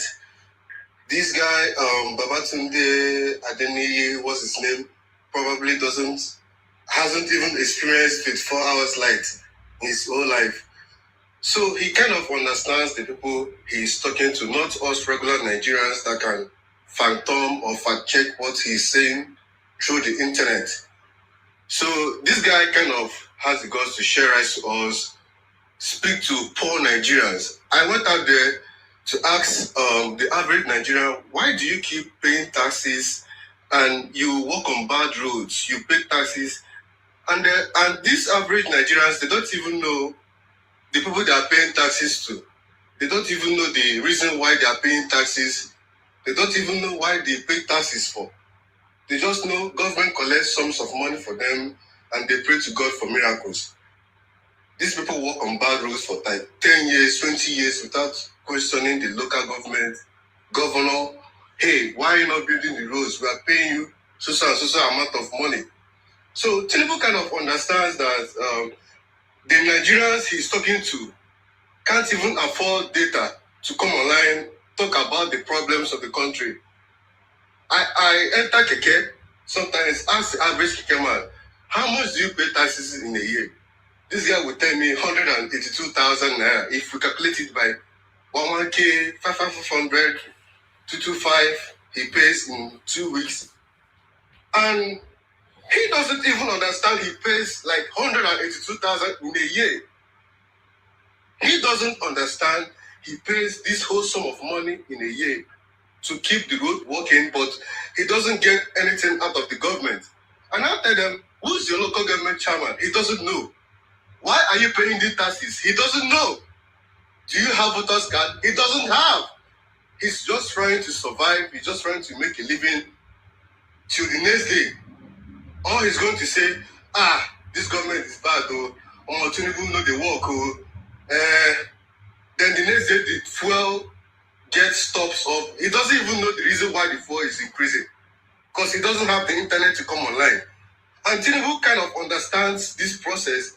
That's why he kind of has the guts to share rights to people. And we, the people using the internet, will be like, why are you sharing rights to us? This is kind of, it's sort of embarrassing. But he kind of understands the people he's giving the bread, he's giving the rices to, because he knows Nigerians are poor. The average Nigerian can't even afford normal data to come online at night to listen to what we are saying. He's busy looking for what to eat the next day. So I kind of think the reason why these guys do whatever they are doing with their chest full is because they can manipulate the poor people in this country. I'm kind of saying it like the poor people in this country is too much, and they know the poor people can be easily manipulated using whatever tactics they can have, because the poor people respect the people, the rich people a lot. So that's why during elections they can use tribal bigotry. You will see a professor rigging elections, receiving money just to rig elections. He doesn't care the aftermath of what's going to happen, whether his child is going to progress in the university, whether the future of his child is going to progress. He doesn't care. He's just after the money because they know that Nigerians are short-term thinkers. We value what we can see, the progress we can make in a short term. So these people understand Nigerians a lot, and they are using whatever tactics they can get to stay afloat. So that's all I can say. All right, thank you very much. Thank you very much. Everybody knows the poverty in Nigeria is artificial. I've said it from the very get-go. If you follow me, I always say that poverty in Nigeria is artificial. It is akin to saying Sheyi Tinubu does not eat. Sheyi Tinubu cannot afford food. It's someone, if you see Sheyi Tinubu begging online now, you see person use handle here, Sheyi Tinubu. Now come and say, I beg, guys, I need 5K to eat. Everybody knows it's a scam. That's exactly how the world view Nigeria. That Nigerians are poor and hungry. It's a scam. We are too wealthy a country to be lacking basics. The fact alone that that's not just even saying the reliance on government and everything. The fact alone that our land is so blessed. Let me not say we want to rely on oil now. Agricultural sector alone, any government, Tinubu came in and said he bought 2,000 tractors. All are those tractors? They're still parked in Abuja. All for semantics, all for propaganda. Our farmers can't even go back to the farm. Food alone, we can actually change any sensible government can say, okay, let me say I can use 4 years now. 4 years is, I have a short time of 4 years. What can I change in 4 years? You can go into farming in 4 years. Just say, I'm going to, my government is going to be focused on farming. All the vegetables that come to Europe, UK, European, from Kenya. Kenya are doing multi-billion exports. Ethiopia is surviving off coffee. We have all these things in abundance. Go to the Mambila, Plateau, Adamawa, Taraba. Go and see what is happening there. Everything grows in Nigeria. Everything grows in Nigeria. Everything on earth grows in Nigeria. Apples, strawberries, blueberries, name it. We can plant everything. They will grow in Nigeria. What is your excuse as a government? You're not investing in agriculture in Nigeria, Tinubu. But these supporters that come out here and want to use propaganda and tell me student loan. You guys are so myopic. You don't even understand governance. You think that it's all about all these propaganda. They have brainwashed many people that you can't even think. God bless you. Tomatoes, bell pepper. Do you know how much is bell pepper here? One bell pepper. Oh, gosh, have mercy. We have no reason as a Nigerian being poor. It is artificial. APC, Tinubu knows this, and I've always said this before I bring up the next speaker, that in Tinubu's system of government, Bola Ahmed Tinubu, like, democracy is for government for the people, by the people, for the people, right? Tinubu's system of government is there must be poor. If there are no poor people, Tinubu cannot operate. There must be poor people in Tinubu's system of government, because his system of government is a subservient system whereby the poor looks up to the rich for something. So when you're looking up to the rich for food, looking up to them for survival, you don't look around you. And when you don't look around you, you cannot see that you don't have roads, you don't have railways, you don't have light, you don't have water, you don't have security. All you're looking up is, what can I eat? And you don't know, 4 years have passed, 8 years have passed, 12 years have passed. That is how Tinubu operates. The country can never grow Tinubu in the center. It's just the truth. All this propaganda of Coastal Road don't go past. Okay, let me use Coastal Road for Tinubu's supporters. Tinubu's brainchild project, the greatest project of Tinubu, is Coastal Road. Coastal Road is a 700 plus kilometer road. That's the estimate of the Coastal Road, 700 plus. If in 3 years of Tinubu going to his 4th year, he has not done up to 100 kilometers, how many years will it take Tinubu to do the remaining 600 plus kilometers? Nigerians explain. So let's say now, In 3 years' time, Tinubu has not done 100 kilometers. Okay, let's even give him. He has not up to 70, but let us dash him 100. That Tinubu first term, he completes 100 kilometers. How many years? So that means he needs another 4 years to complete another 100 kilometers. You see the fraud star that we have in Aso Rock. See the Yahoo man with Aso Rock. So in the next 4 years, he will do another 100 kilometers. That is 200 over 700. So if Tinubu finished 8 years, he has completed only 200 kilometers. And that money that he used, that he has collected for this coastal road, the 17 trillion naira, the Engineering Association of Nigeria said that to fix all our bad roads in our country, all our dilapidated hospitals, schools, and everything, all the infrastructural projects in Nigeria, to fix it all will cost Nigeria about 15 trillion. And Tinubu is budgeting 17 trillion for a coastal road that he has not built up to 100 kilometers. No be fraudster be this. No be Yahoo be this. How can't you people see this thing? What you're celebrating is less than 70 kilometers of a 700. So Tinubu will die. Will finish his lifetime and reincarnate and become an adult and vie for presidency again and rig it and come as president again, and he will still not be able to finish the coastal road for 5 terms. It's not a possibility. You're dealing with a criminal. It's simple. I want that to expose them. Thank you very much, private management. Let's keep the mic going, please.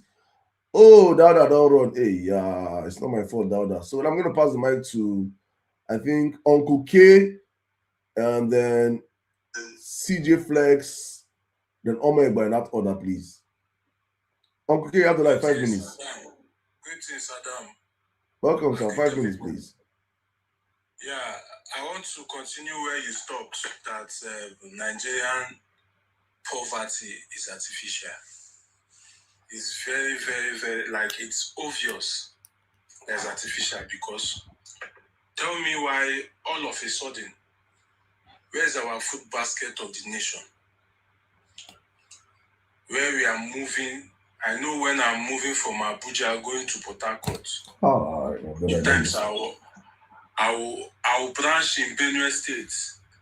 I want to buy mango of 50 naira. They will give me extra because it's surplus. My brother, people never experienced all this thing. And this is not far. Doing Buhari, it's not far.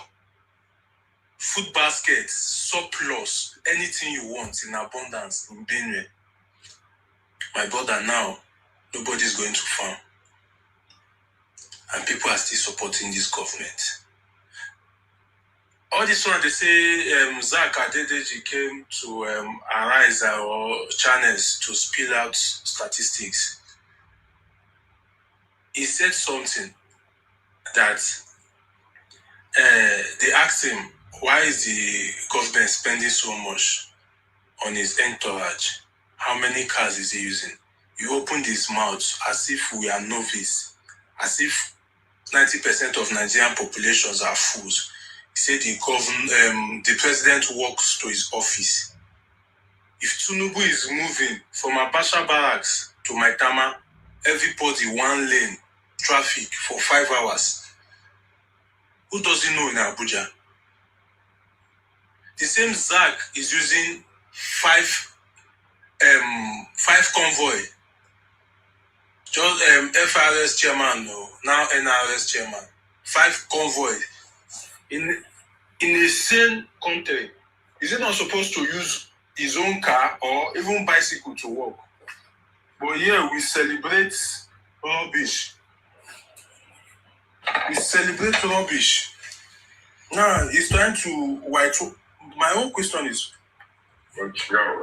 why are APC, everybody in the APC administration, trying to whitewash what is obvious? People are telling you that they are not okay. They are worse than they were before. No, who is that? They are worse than they were before. And you are trying to tell us that our reality is a lie. Our reality is a lie. Sometimes I wonder how these people are saying all these things. The common man is not feeling the effect. The common man is not feeling the effect of all this your statistics, all this your policy. All these papers that you are trying to pad, these numbers you are padding for us, they are not feeling the effect. And you are still telling us to calm down. My father told me that during the Babangida era, that we are told to calm down, that the structural adjustment program will take effect in no time. My brother, till now, we've not seen any effect. In fact, that structural adjustment program, I felt it was the blueprint for Tinubu now, because they saw how it played out. What I'm trying to say is that the new thief will always outsmart the old thief. And I felt Tinubu has been learning the loopholes of other thieves. Now he came prepared. So all I'm saying is that APC people, there's no particular market for you. There's no particular filling station for you. The better you understand that you are in the same economy, the same country with every other people, the earlier, because I've seen so many people now. What is happening in Lagos will soon start spreading to Abuja. What is happening in Lagos? And when it spreads, bread will be luxury. Now they will start sharing water. I foresee it in the nearest future. They start throwing pure water for campaign. Now they are throwing bread and garri. We are lamenting. Very soon they'll start throwing pure water. It might sound funny, but it's just by the corner. They'll start throwing pure water. Sorry, I eat. Thank you very much, Kevlar. You just gave me some nostalgic feelings here when you talked about passing through Benue State. Guys, sorry, don't mute your mic, please, my brother. Thank you. I say this one more time, that majority of Bola Ahmed Tinubu supporters, right? 95% of Bola Ahmed Tinubu supporters, you know, they are not plenty. So let's just see the 95% of his supporters are people that have not traveled across Nigeria. And the ones that are in diaspora, there are people that from their village or their wherever they came out from there to Lagos, from airport out of the country. They don't understand Nigeria. They don't understand the diversity of the country. That's why I say many of his supporters are ethnic champions. That is the truth. Many of his supporters are ethnic bigots. They are all myopic in thinking. They are all ethnicity, tribalism. They can't think Nigeria. Their mindset is not developed to understand how Nigeria is, how beautiful Nigeria is, how rich Nigeria is, how much we can function as a country if we actually fix our country to work. They don't understand it. So for them, they're always fighting this ethnic war. It's a war of our brother must not go, our tribe man must not go, our religion man must not go. That is how they operate. They don't operate from the fact that Nigeria has to develop. Nigeria has the capacity. See, if you go to Benue State, if you have ever passed through Benue State, and anybody tell you that food is expensive in Nigeria, it is because that food is meant to be expensive in Nigeria. That person is one of the people that I am giving as an example now. And that's the typical Tinubu supporter. Because they start comparing prices, how much is food there, and how much is food in UK, or in Europe, or in America, or in Canada. That's their small job, right? Because they don't even understand that there are places in Nigeria that you don't even need to plant. Growing up in Jos, all my mom needs to do is to wash the tomatoes and pour it in our garden. We don't farm. We just pour the water of tomatoes in our garden and come back in a few days. Tomatoes sprout everywhere. Pepper everywhere. You don't need to farm. Our soil is that rich. Our soil is that blessed in this country. But when you have a government, Tinubu's wife, when she was going, she was shocked herself. Oh, wow. She don't know the kind of things with the possibility, because her and her husband did not travel across the country. They don't even know, all they go is from campaign ground to campaign ground. They don't even know the riches in the country that they are in. They don't know the capacity of what they are having right now. They don't know. Nigeria has no business with poverty. It's a crime to be a Nigerian and accept that our people are poor. It is you should be locked up in a psychiatric hospital, honestly speaking. If you accept poverty for Nigeria, that we are poor, and there's no time Nigeria have not been poor. Nigerians are looking for food to eat in Nigeria. You don't know our capacity. You don't know our capacity. You really don't know our capacity. And it's a shame that that's the people that make up this government support us. And that's why we were here. We that know. We keep telling you guys, see the light. Tinubu has no capacity to open your eyes to understand the riches beneath your soil. You will never know. You will never know. All right, let me bring in Dauda. Dauda, you've been here for the longest, so I'm going to skip to you, then I'll come to CJ Flex, then Omoe by that order. Meanwhile, sorry, Dauda, before you come up, please, guys, please, can we power tap the live? Please power tap the live, everyone. Please, we have a mandate of 100K, and many of you guys are just listening to the show, enjoying the show without power tapping the live. And if you're on other platforms, please, you can share the live also, repost the live, retweet the live. Let's go up into the conversation. Thank you so much as you do so, as you support us in this platform. Thank you. If you're enjoying the show, you like what you're listening to, you like what you're hearing, maybe it's your first time here. We are always here every day of the week, Monday through Thursdays, 10 p.m. Nigerian time from Monday to Wednesdays, and 8 p.m. Nigerian time on Thursdays.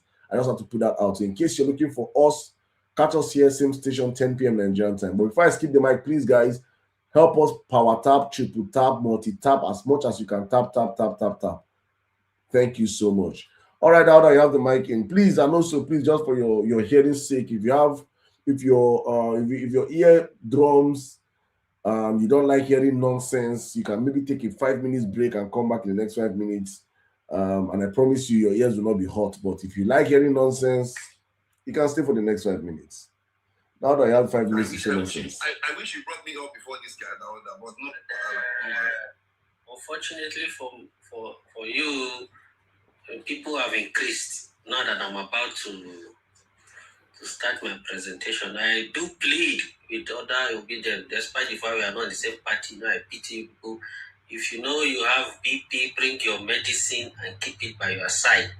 I don't like when I'm talking, some people say I'm coming. I'm going to drag one tablet or two like this.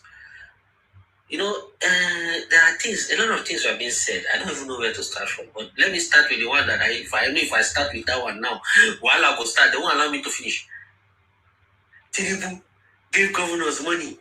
Tinubu should follow them. It is his responsibility to find out how are they spending the money. What are they doing in the democratic government, right? In the federal government system, right? Obi was leading. He was contesting as a president under Labour Party, right? Labour Party. Few people party then. Obi, after the election, they started hearing Aisha, earth money, this one, earth money, that one, earth money. Where is the money? We lost. Campaign money, go up, come down, move side, do like this. Just only for campaign, Obi could not manage the expenditure there. I know they will not allow me to finish this topic. Obi. Dauda, I've told you know what you don't know. My platform is lie. I keep telling you all the time. You can sell Tinubu with lies, but not on my platform. I don't accept lies. And your time is going. Please stop lying. Please stop lying, because now you know these things like this is a recorded space. They can sue you to court. Aisha Yusuf can sue you to court now. You go wrong. There's nothing. Everything I say here, take me to court. My time, please. And again, you said hold the governors accountable. You said no, it's Tinubu that can hold the governors accountable. The people cannot do that, cannot make work impact. Then why are we here? Why are we here? If people cannot come out and speak against the ills of society, and even if they do, it doesn't make impact. Why are we here? I don't understand. It is only why they want to hold Tinubu accountable that people can talk. But if we say go and hold the governors accountable, then the governors, people's argument cannot be heard, cannot make impact. The kind of Nigeria that we see, let us be very sincere. Now you are saying tomato. We have good soil. Is it not what our mama Remy said we should go and do? That you people came on her. Obi is importing tomato. Remy said, no, go and farm tomato. But because the Obi they knew that if we start farming tomato, Obi may run out of market. They started killing the idea, nip it in the bud. They started fighting against what Remy did. Telling us in economy, it was just simple. She was telling us, move from consumption to production. Don't do what Obi is doing. That was what she was telling us. But these people came against her. Now, they are saying that, Saddam, you gave one big lumber here, that we need less than 18 trillion to fix our infrastructure. Saddam, what we need to fix our infrastructure, look at it, check it, it's in quadrillion, not even in trillion. It increase. We need $2.3 trillion. It increase. To fix our, no, I'm not the authority, search. It increase. You people that are listening to me, though the obedient, I know you people don't do research, only consume and go away. But for the terrible people that are doing research, go and search beyond ChatGPT. Is what I'm saying through policy paper. Now, why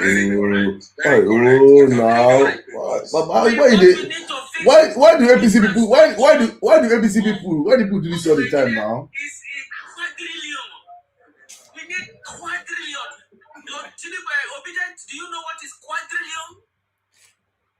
We do not what we need to fix the Nigerian economy is not in trillion even at all. We don't hear that kind of figure. Osadam is telling you people, and I'm very sure if you listen to the obedient in another platform tomorrow, they'll be saying, they did, there was one of my friends here in America, he's going to, he was, I'm going to, time he up. was giving me one, Verado. Your time up is up now. I asked him, I said, do you listen to Saddam? He said, yes, I think that's where you got this idea from. This is kind of That's where you got this idea from. Ezerado, that this.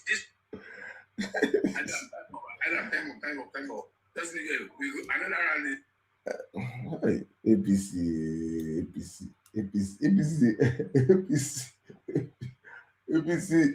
man, like people they stabbed.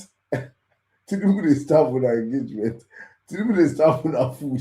People they stabbed with everything. Look at that, calm down now. Oba, calm down. Hey. APC. It's well. CJ Flex, please. I don't have anything to say to that. If you see as my blood they boil, my wife say, I better make her calm down. I want to teach this down or something today. My wife said, my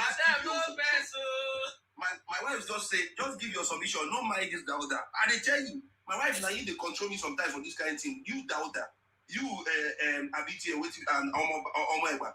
I pray say Tinubu will be your president forever, your own president, your personal president, he will be your father forever.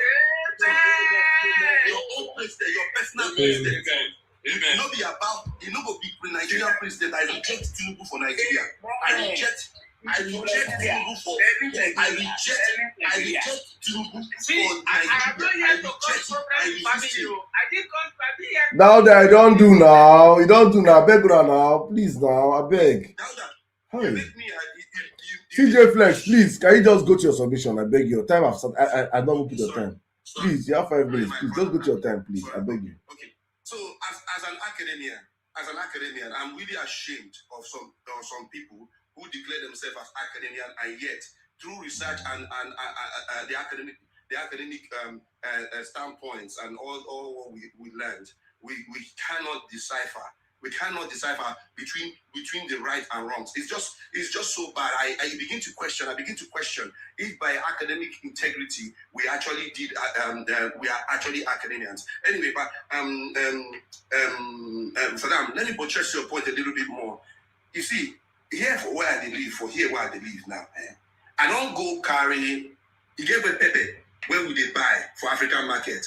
He did pepper where I like them. I go carry and make a planter for my backyard for here where they live. My brother, I wait for 2 weeks, 3 weeks, 3 months. Nothing grow. Why for Kaduna where I grew, where on me I grew, and just like you said, my papa will just buy beans. Just dig any ground. You just spray them there. You will just spray water off tomato like you say everywhere. Don't germinate. That's to tell you that we are a land blessed by God. You see, where they live, now coal, they give us 24/7 light. Coal. They don't get oil. They don't get one shingbai or the oil. Now coal, they give us 24/7 light. And we have a coal city in Nigeria. Yet, we struggle to get 12 hours light. It's so unfortunate when I see some people talking about how can Tinubu hold people the governors accountable. I don't know if they are conversant with what my CJ Flex, please. You have. I'm going to give you extra 1 minute, right? You see what I don't do on my platform. Please, I'm just 1 minute, please. What I don't do on my platform is peddle lies. I try my best to make sure that even if I'm off point, I don't go off point too much. Dauda, I made a submission here and came out and said it was a Lamba, of which there are close to thousands of people listening to this live, and it will be like Saddam not on the live for these people. Even if I know say you don't even know what you do, but let me read. And please, everybody, please just go to your Google now and search. The question I asked is simple. Please, CJ Live, I'm going to come back to you. I promise you I'll give you back 4 minutes, please. And I said, how much did the Engineering Association of Nigeria say?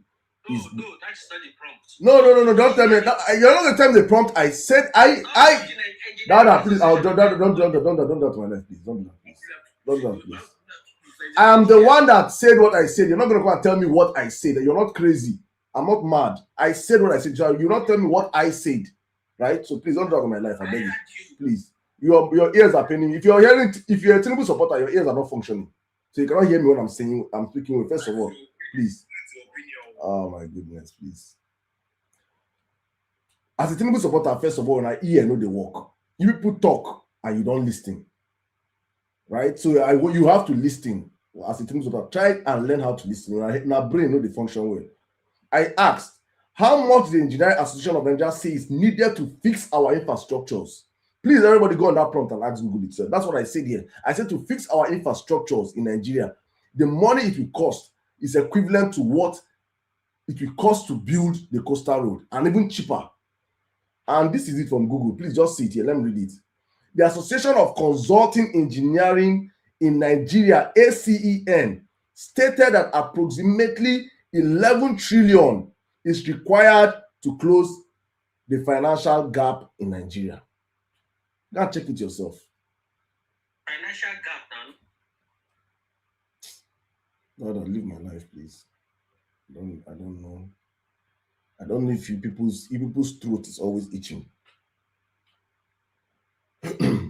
Please, everyone just check it, please. I don't know how you guys think in this your listening. Yeah, come and say quadrillion. Quadrillion how? How will they think for that to an APC? How? Quadrillion. You know what is quadrillion? Can I help you with the prompt? No, don't help me. I said my own prompt. Don't tell me you can use your own prompt and find what you want. I asked my own prompt. I made myself. You cannot come and use what I said for myself. You can say, okay, this is what I want to search. Search your own. I searched my own and I say my own now. And it's based on what I saw on Google. That's why they say I lie. You can search your own and make your research. Good for you, but not on my own. Please, I beg you, God. Thank you. CJ Flex, please come in now. Let me start your time again, I beg. Brother, you see, it is well. I don't want to stop too much. Don't be quadrillion. It's crazy what we do in this country just to defend criminals. So that my brother, see, I commend you. Say they come here. Thank God for your self-control. Otherwise, they don't give you high blood pressure. Because I'm telling you, you get the sometimes while you see from everybody, just come sit down. Honestly, today I just wanted to sit down and listen to you. Now, because of that guy, what's his name? I don't forget. You know, come on. That's why I came up. The thing when they talk. You know, most times when I talk, I know that these people that when we talk, even you when you saw them, like you rightly said, they don't listen to you. They are here for their agenda. The reason why we talk is because of the people that are in there, that are listening, people that are in the viewer's eye. Exactly. That's why we are talking. These people, we know that most of them have sold their soul to Satan. We know that one. You know that there is no remedy for them. You know that there is people that are remedy, they remedy for them. We know that most of these people, there is no remedy for them. It's because of the souls that are listening. Because some people just get their information from coming here. So that is why we talk. That's why we are still bothering to talk. There are people that have sold themselves. They know they are going to hell. These people know that they are going to hell. So they just want to continue to do their thing. So let me just say this, you see, let me just say, you don't need any prophet. You don't need even Saddam to come here. Although I love what Saddam is doing, you don't need him to come here to tell you that this government is bad, because it is every evidence is there. Even in our proverbs, our ancestors have said a lot of proverbs that will unveil to you that this government is more than bad. Headless chicken running in daylight. Nobody is chasing their running. Nobody is chasing their running. Look at it. Even you that is an APC member, have you not have an epiphany moment where you sit down and say, why are they chasing this man? Why is it that if people go here, they chase him? He go here, they chase him. He go here, they chase him. It only have the contest. Only that one should tell you that Tinubu is running where no man is chasing. Only that one doubt that. You doubt that. I am ashamed of you being an academician. Honestly, I don't know your university, but if I review any of your papers, man, I will give you many review points that you would. That paper will not be published. I'm sorry. I don't understand it. I don't get it, because the way you are thinking, I don't know if you're thinking as a researcher. I've told you before. You know that you and I have spoken. If you're an engineer like me and you prepare, you make an aeroplane. You make an aeroplane. You will make sure say nobody enter that aeroplane because it will crash. Because your thinking faculty, my brother, it tire me. I don't understand. When you see all how can you give me statistics? Even me that is a Christian, even when Thomas was doubting that Jesus resurrected, Jesus came and showed himself to him. He had to see it. We know they see anything. That statistics they come, they tell us for TV. So he said they shout. They say they pay me. That we see our country, wealthy country, and we have become from giant of Africa to ants. Ants even better part of us. I was speaking to a Tanzanian the other day. He said, who give us giant of Africa? He said, who give us giant? Say now, acclaim. Who give us the giant of Africa? Do you know everything in our country is gold, is beautiful? The other day I saw Brazil. They are celebrating Gary. They celebrate Gary.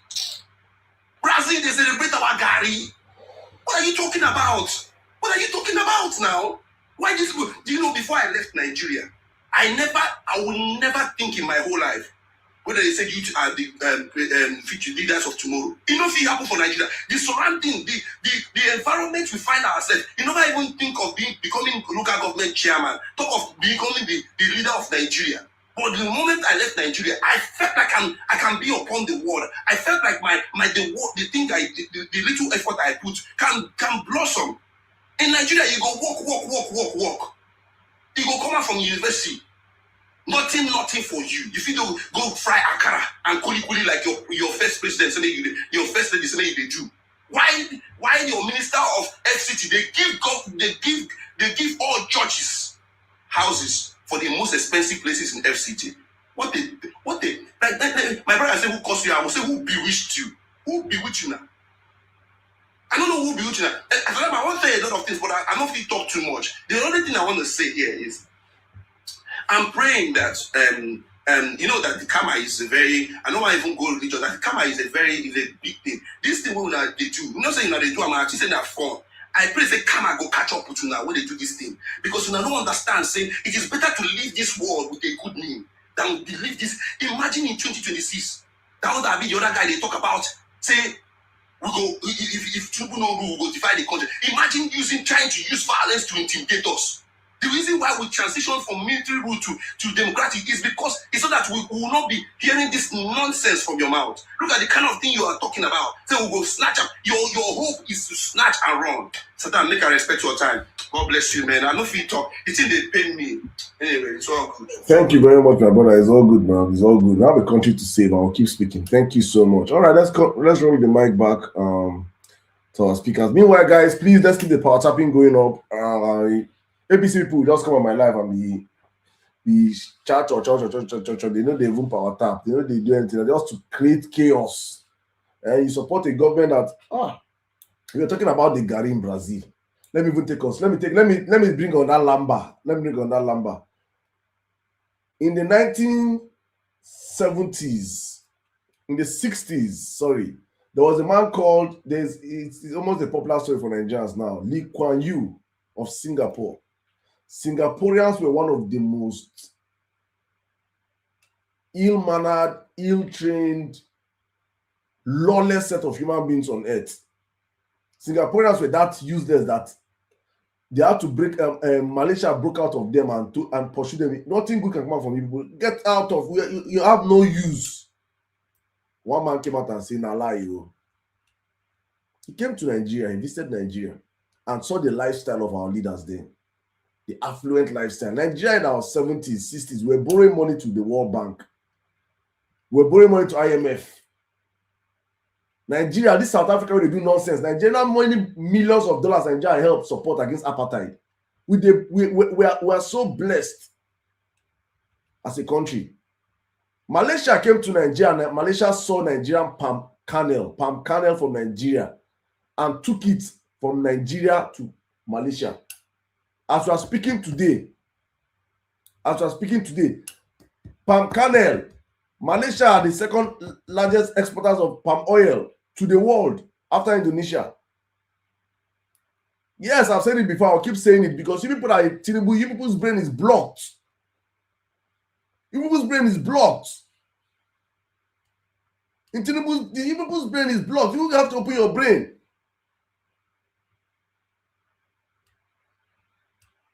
Countries have, in our very before, Africa have left us behind. I was on my live, I think last 2 months, right? Or last month. I have the episode.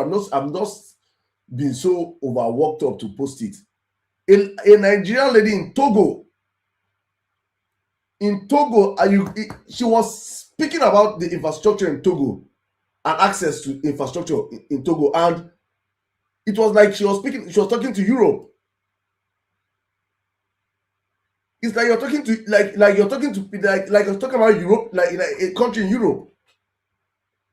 If you have an incident in Nigeria, the woman said that she would have been unalived. But one phone call, the ambulance is there. If anything happens to you, look at Nigerian governors in 2026, they buy Keke Napep ambulance. APC states, APC governors, they buy Keke Napep ambulance in 2026. How wicked can you be to support these criminals? In 2026, Keke Napep ambulance is supposed to be fast. We're supposed to be as fast as possible. If something happens to you in Nigeria now, what is the rescue number you can call? What's the emergency number you can call? It doesn't exist. No trauma centers. No matter how well you are, it has happened to Anthony Joshua. It happened to Chimamanda Adichie. In our very before we saw these things happen. These are affluent people. These are wealthy people in any standard in the world. But they came to Nigeria and Nigeria happened to them.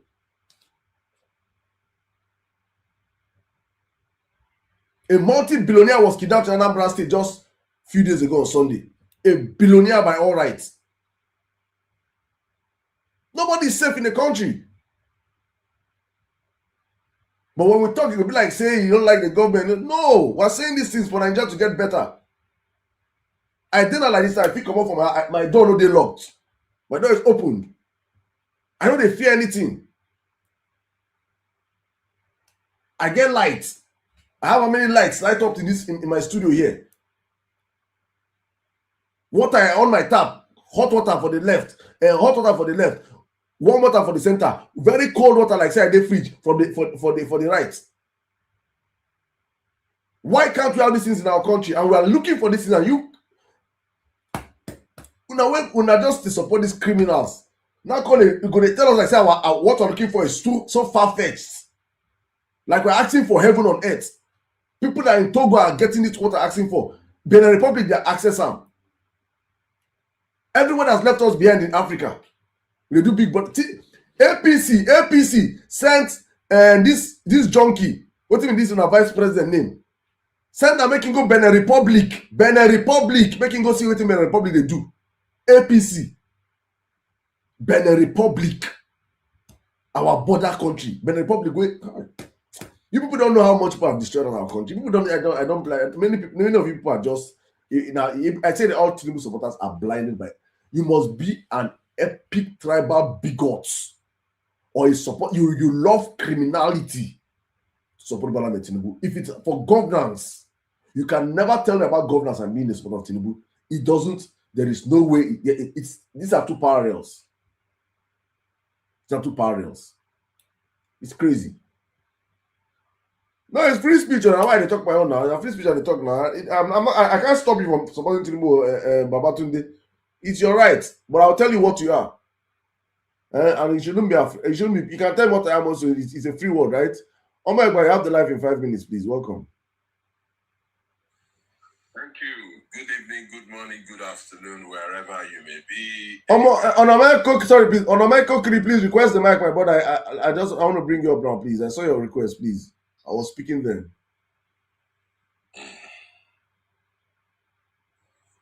Tell me when to start. No, your time starts now. Please go on. All right. Okay. So again. Sorry, please. Why is it that every Bola Tinubu supporter that comes in never have their DPs on? I want to ask you that before I start your time, please. What are you scared of? I don't know. In my own case, Tinubu is even more than the president. It's like a deity. Why don't you have your picture? Let us be proud that you, as Omoba, you're supporting Tinubu. So if I see you tomorrow, I can hail you as a Tinubu supporter. Why don't you put your picture? This is my preference now. Okay. I'll turn your camera. Let me just see your video, please. Why don't you turn on your camera? This is my preference. Turn on your camera, please. Let's see you. Let's see you. Let Nigeria see you. So are you proud of Bola Tinubu? My preference. If you didn't make it a condition. No, I'm not making it a condition. I'm not making it a condition. No, I can get that. I don't wish to put my face. No. I'm not making it a condition. I'm just asking a question. I'm asking. I've already told you. Wait now. Oh my boy, your time never starts now. Please. I'm going to give you. That's why I offed your time, right?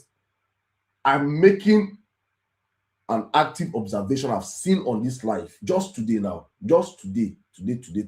I've had over 5 APC speakers or so, and not one of you have your pictures on. So I'm asking. No, wait now. I'm sorry now. Just listen to me before I start your time. I beg. I say people like just listen, please. I'm asking, why is it? And it's not just to this platform. Everybody can. If I'm lying, please put it in the comment section. Everywhere you see Tinubu supporters supporting Tinubu, they are not proud to support him with their face. I want to know why. Tell us, please. Then I start your time. Thank you. Okay. Well, I can't speak for everybody else. I can only speak for myself. So what I'm telling you is that this man represents something so huge. Okay? And you haven't answered the question. Please don't interject him. Please don't interject him. No, please don't interject him. Please. I just told you. If you don't like my answer, say you don't like my answer. That's your right. But I've just told you. So because because he represents a deity, so you cannot. Yeah, we live in a free world. Okay, go on. So right. Okay. Well. Oh God, my train of thought. I beg, please give me my full 5 minutes, because let me. Sorry, please. Let me start your time again. Sorry. Thank you. All right, go on. So I have 5 minutes. Shoot. Thank you. Okay. Based on the previous discussion, I did check the total infrastructural gap. To cover it, we need $3 trillion. Okay. I mean, ChatGPT is there. To cover the total infrastructural gap in Nigeria is $3 trillion. And that translates to 4.35 quadrillion naira. That is just the fact. It's on ChatGPT, and you can see the breakdown, but I don't need to go into the breakdown. So let's be guided by what we say. That is exactly what it's going to cost to cover the whole of Nigeria in infrastructure, road, railway, electricity, and so on. And everybody with any kind of knowledge knows we don't even have a tiny fraction of that kind of money. And that's a fact. And why don't we have the money? Because at least as of today, we are not a productive country as such. And that is something that's been there for the past 50, 60 years. So we can't pin that one on Tinubu. It would be unfair. Okay, so in terms of Tinubu as a candidate, I would urge Nigerians to please vote for Tinubu, re-elect this man, okay? This man has been our, yes, a lot of people despise the president. A lot of people hate him even. And that is fine. That is democracy. But please come out and say, I don't like this man and I don't want to vote for him. Honestly, that is okay. Again, let nobody gaslight you. If you want to vote for a person of your tribe and you don't want to vote Tinubu on that basis, feel free. That's just the beauty of democracy. Or if you don't like to vote, anyway, all of them are men, so there's no woman there, so maybe that's not relevant. But if you don't like to vote for men, don't vote him. Whatever your reasons may be, it's your constitutional right not to vote for any candidate for whatever reason. You don't have to explain to nobody about your reasons. You don't. And you don't have to justify yourself. Even if you think he's too short and you like tall men and you can't vote for him on that basis, absolutely fine. Or if you don't like the voice, one of the things I don't like about Peter Obi is his voice. I can't listen to that man. And for that alone, I'm not going to vote for him. So it's a free world. Make your choices. Nigeria is not as rich as you people make out. Yes, maybe potentially, but potentially with 24 hours work for at least the next 10 to 15 years, working like mad people, the whole 200 million people. That is how we can make Nigeria rich.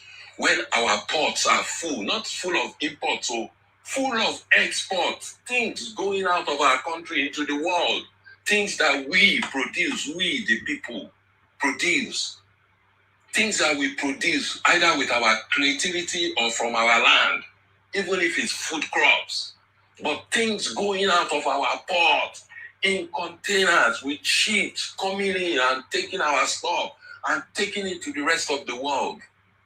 That is how you become rich. You don't become rich by selling 1.8 million barrels a day and you have 237 million people. The maths don't add up. The maths just don't add up. You don't classify that kind of country as a rich country. And that is the reality we are facing on the street. Government after government after government, we continue to have hunger, poverty, and hardship because our country is not rich. It is rich in your mind only. In reality, it is not. And the facts and the data are there. Tinubu has done his absolute best to stabilize our economy. I know people don't see what he does, and that's fine too. But we, his supporters, we see it. He has stabilized the economy, stabilized the currency, stabilized our investment environment. And we are now stepping out. Prices are stable or should be stable across all sectors of markets and commodities in the country. 5 minutes is never ever enough to talk about what we have achieved. But let me leave it there for now. Hopefully I'll get another chance to continue. Thank you very much, sir. Thank you very much, sir. Sir, 3 minutes, 2 minutes is enough to highlight what Tinubu have done if you have done anything. You spent 4 minutes of your time saying you can vote for a candidate because of how he speaks, because of how he sounds. You cannot vote for a candidate because of how he looks. You cannot vote for. You had all the time to tell Nigerians this is why you should vote for Tinubu. I want to ask you one question. In fact, let me even allow you to say. Let me ask you one question, please. Please name anything that is better off in Nigeria today than it was 4 years ago. For starters, like I said, the economy is more stable now. How? And look around. Wait, you asked me a question. Look around the country. The country looks like a what do they call it? A building site. You can see structural buildings going on everywhere. I mean, have you passed through the airport this time around? Please, if you come on my live, if somebody's saying what you don't like, please don't. If you're triggered, be triggered in your house. Please don't unmute your mic. I beg you, please. If it's triggering you, trigger and well for your heart. If you have the chance to, when your time comes to speak, you can speak out, please. I beg. We can see infrastructure going on, and then lastly, for me, and this is my personal opinion, we can allocate our meager resources into feeding millions of people. It cannot work. It will bring the whole country down. We don't have the money. I hope our people can help the country by going back to the farm in their millions, if possible. That's the only way we can get out of this hunger issue. Going back to which farm? If everybody goes back to their villages and farm in their villages, how do you go back to which farm? Are you oblivious of the fact that Nigeria is one of the most insecure places on earth? Going back to which farm? Which farm? Where is the farm? What farm should we go to? The one that Tinubu is Tinubu, they will not gather money and pay for them ransom. Which farm? Okay. You see, we are because what has Tinubu done to? What has Tinubu done to tackle? No. Wait first. Your time is gone, so I'm giving you extra time. So anything you get right now, you just take it, right? Okay. Let me help you. If you want Nigeria to go agricultural wise, the first thing you will tackle as the government is insecurity. What has Tinubu done to tackle insecurity in the past 3 years? Okay, let me put it this way, right? The reason why these people have been able to roam around freely is because most of those countrysides, most of our country villages, they've been pretty much abandoned and isolated. If our people were there, look at all those people doing recharge card and POS. Imagine recharge card and POS. You have traveled all the way from your village to come and do recharge card and POS in Abuja or Lagos. Why? Farm on your land. If all those men are there in the land, no terrorists will come near them because they know they will be quiet. Oh, look at Benue, Niger, Oyo. The people have left those villages. Look at where those kids were kidnapping in Oyo State now. Look at where those kids were kidnapping in Oyo State. They are just like isolated village.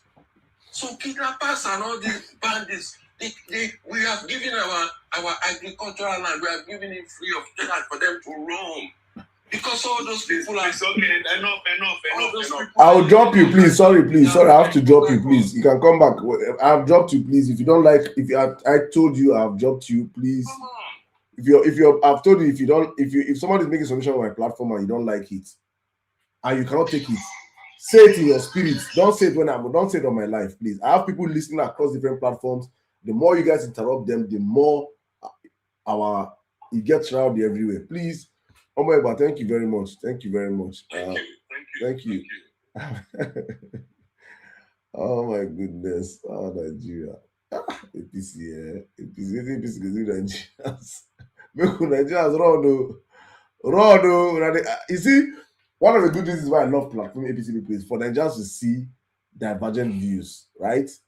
I don't like when I'm doing the Emir Sirdam show. I have a show that is probably an echo chamber called The Violence Space.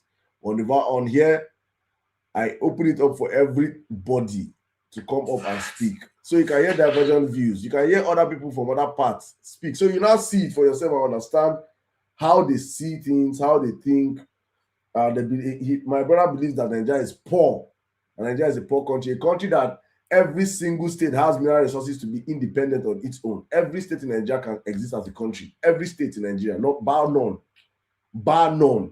Every state in Nigeria has enough mineral resources underneath their soil to exist as an independent state in our country. A country that all our lands, our arable lands in the country, you can farm on them. You can export cash products. You can feed Africa, you can feed the world. That country is not poor. Nigeria is one of the richest countries on earth. The problem is that Tinubu Tinubu and probably his supporters don't understand. They feel wealth is by money, by fiscal cash. They don't understand that assets is also wealth. That's the problem. They feel it. How much do you have in the bank account now? That be wealth. That's how Tinubu sees wealth. The assets you have is actually your real wealth. There is no language, there is no classification on earth that should put Nigeria and poverty in the same thing. Nigeria is not poor. If you think Nigeria is poor, no, I'm not about here. No, please. No, please. Okay. You can wait. I'll give you much later. Just wait. Be patient. Let other people have a chance to speak. Right? I just have to say this out there. There is no language. There is no any way in your mind you think Nigeria is poor. You have been brainwashed. I'm unapologetically saying it. I'm saying this as it is. You can't call Nigeria a poor country. We are not poor. We are extremely, extremely rich. We just have poor leaders that don't understand the wealth you have. You can be a son of a great man that has willed billions to you, and you don't know.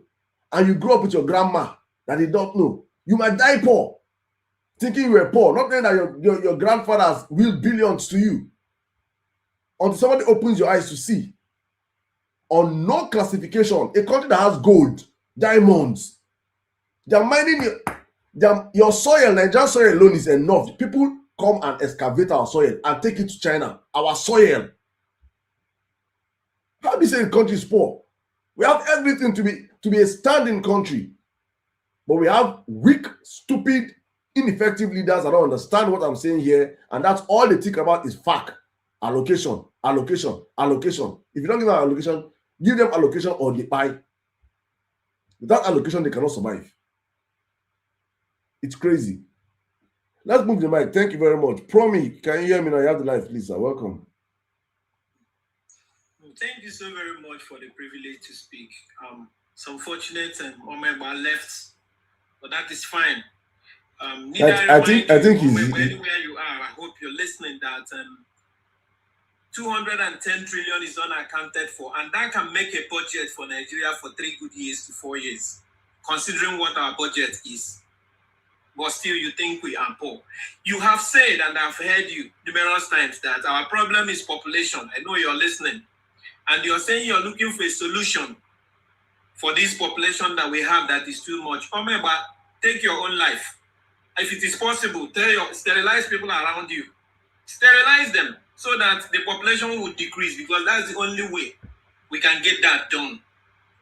Now, they gave us a president without a past. And we're here complaining. We asked for his parents. He left us with a blank form. We asked for his primary school. He said soldiers stole it. We asked for his university certificate. Chicago said, we don't know his paper.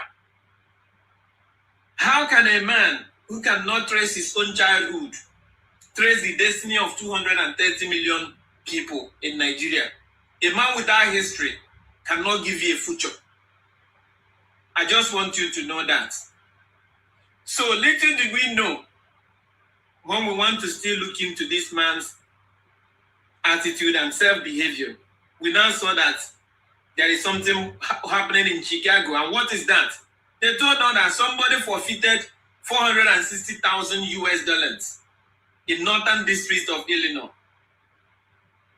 What was this money forfeited for? And the government said it's drug linked.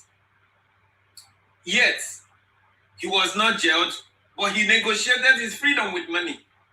He surrendered money to make sure that his head is not into that rope.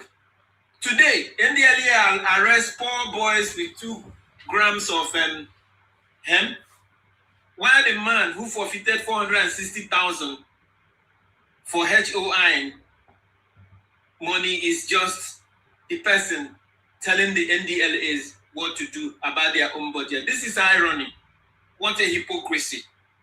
If you do not understand this, it will be like a joke to you that somebody was in Lagos at some point as a governor, did not build Lagos, but he bought Lagos.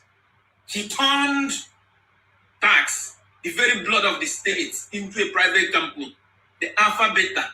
You can go and look into it. Collecting 10% of every naira. of that Lagos sweats. You can know what it means if one continues to collect such amount of money till now. It is in billions. Is the person in the throne. They told us that subsidy is removed. He came and told us subsidy is gone. People clapped. Fuel jumped from 197 to 1,200. That's insane. A 509% increase. Rice moved from 35,000 that it was to 110,000. They told us we would save 5.4 trillion. The IMF told us that are still paying 5.4 trillion as under recovery money. That's subsidy money. They continue to pay this money. So you removed it and they are still paying it. Who is eating it is the question we need to ask. A government that promised to give us CNG buses. They promised 10,000 of it.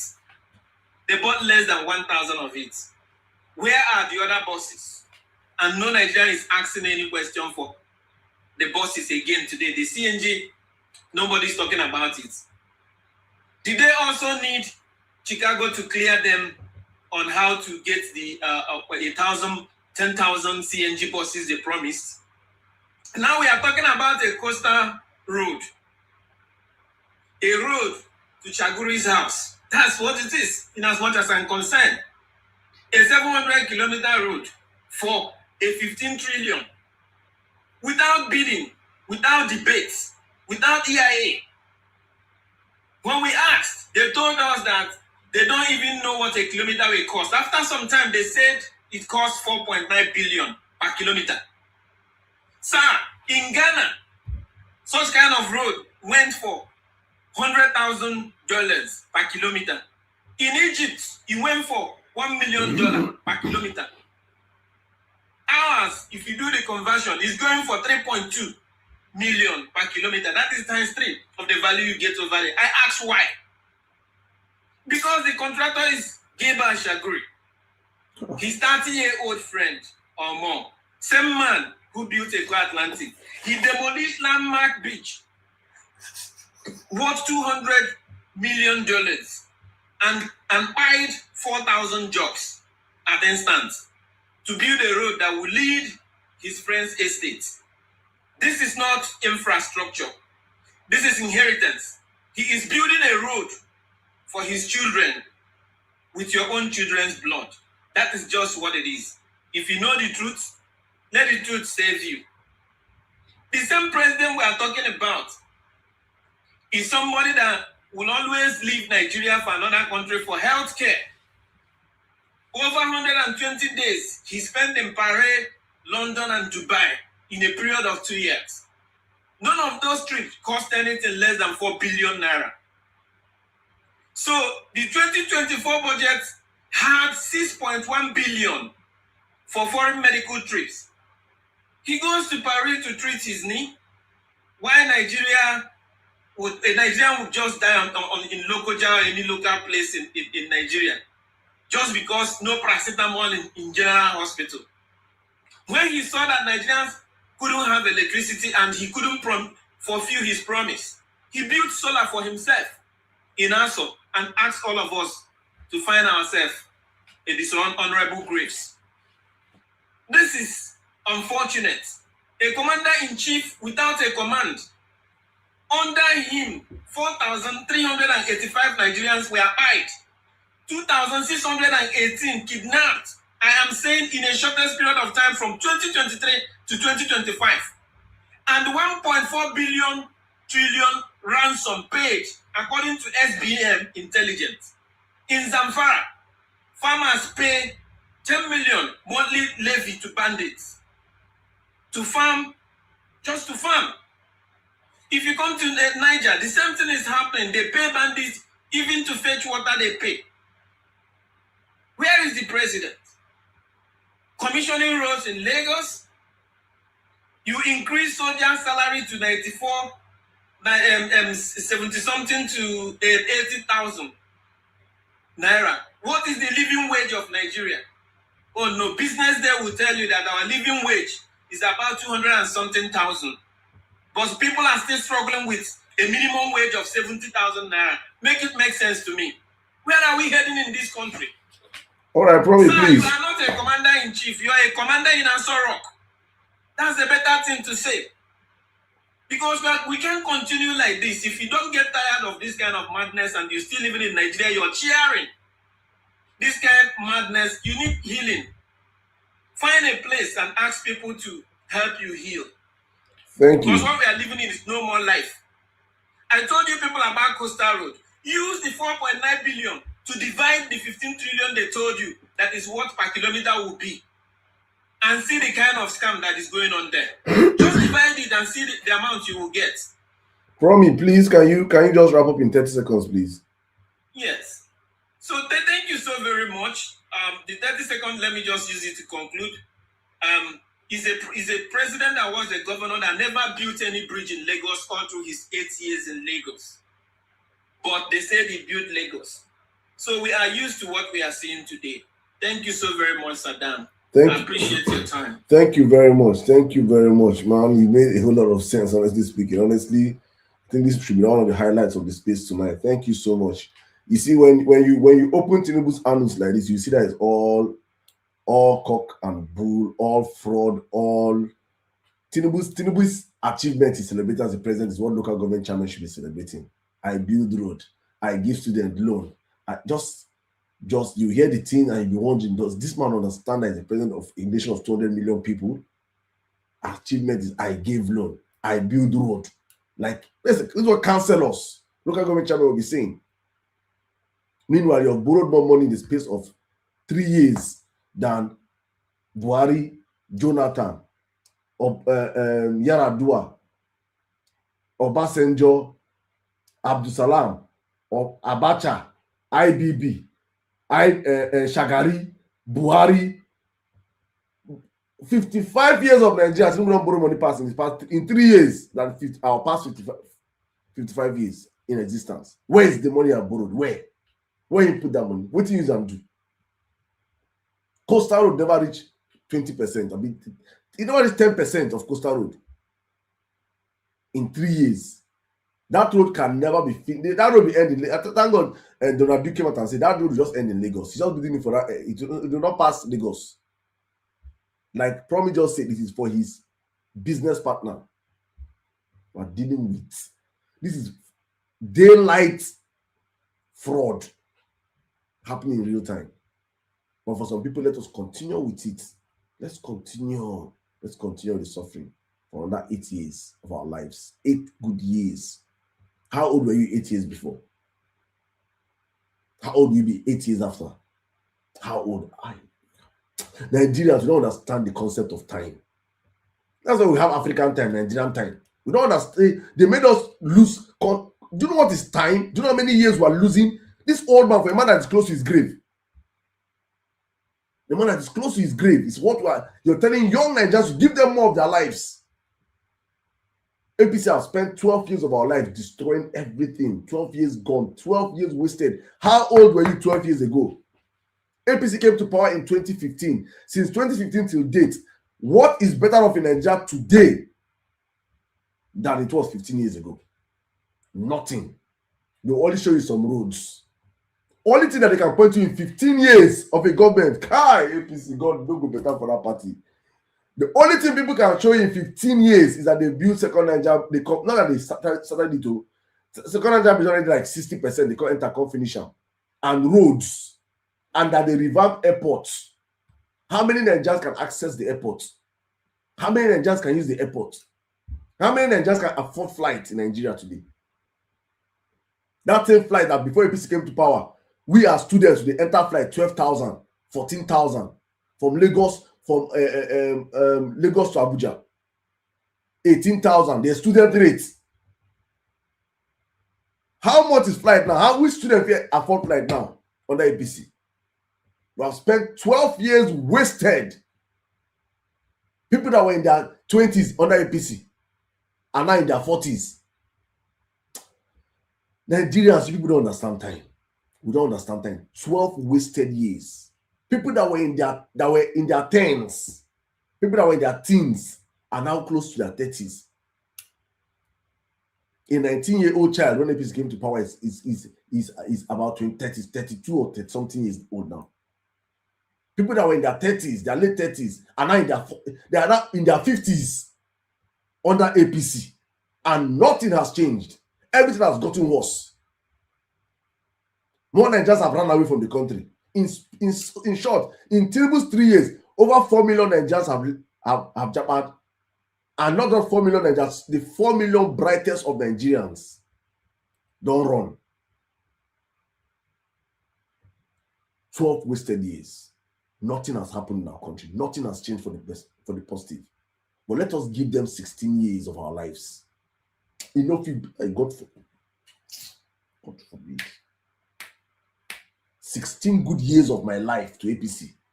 After the campaign on 16 years of PDP, 16 years of PDP, 16 years of PDP. If PDP was such a failure and we pursued them after 16 years, and APC have come into power, and in 12 years they have only reversed the car and used speed and sent us back to the 17th century. It will be a travesty for Nigerians. It will be we are mad people as a people. We deserve to be recolonized if we allow APC equal 16 years of PDP. We should call. If Nigerians make a mistake of Tinubu coming back, I will start this my life and be calling for Chinese or Americans to come and recolonize us. We don't deserve to be called people. We don't deserve to have independence as a people. We don't deserve it. If you allow these people to come back, they will not understand the urgency of time. Some of us still want to be alive and see Nigeria work. So please, Chinese, come and take over the country.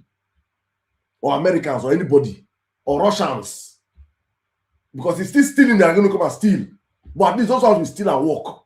Not like these criminals we have today.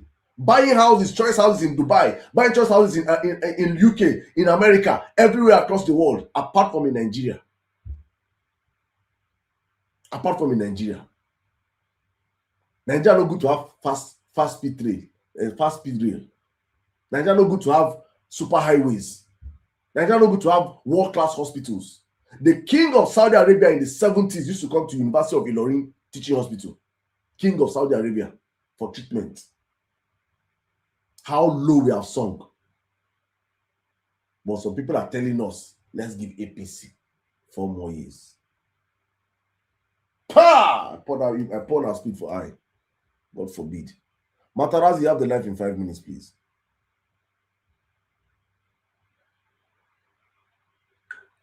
God bless you, my host. And I really appreciate you. This is my first time on this platform. Welcome. I really want to say thank you so much. You have spoken well, and all the speakers who have spoken. I think with this kind of sanity, we will move forward. But let me quickly say something. You know, bigotries and mediocrities, it cannot allow you to see the intellectual.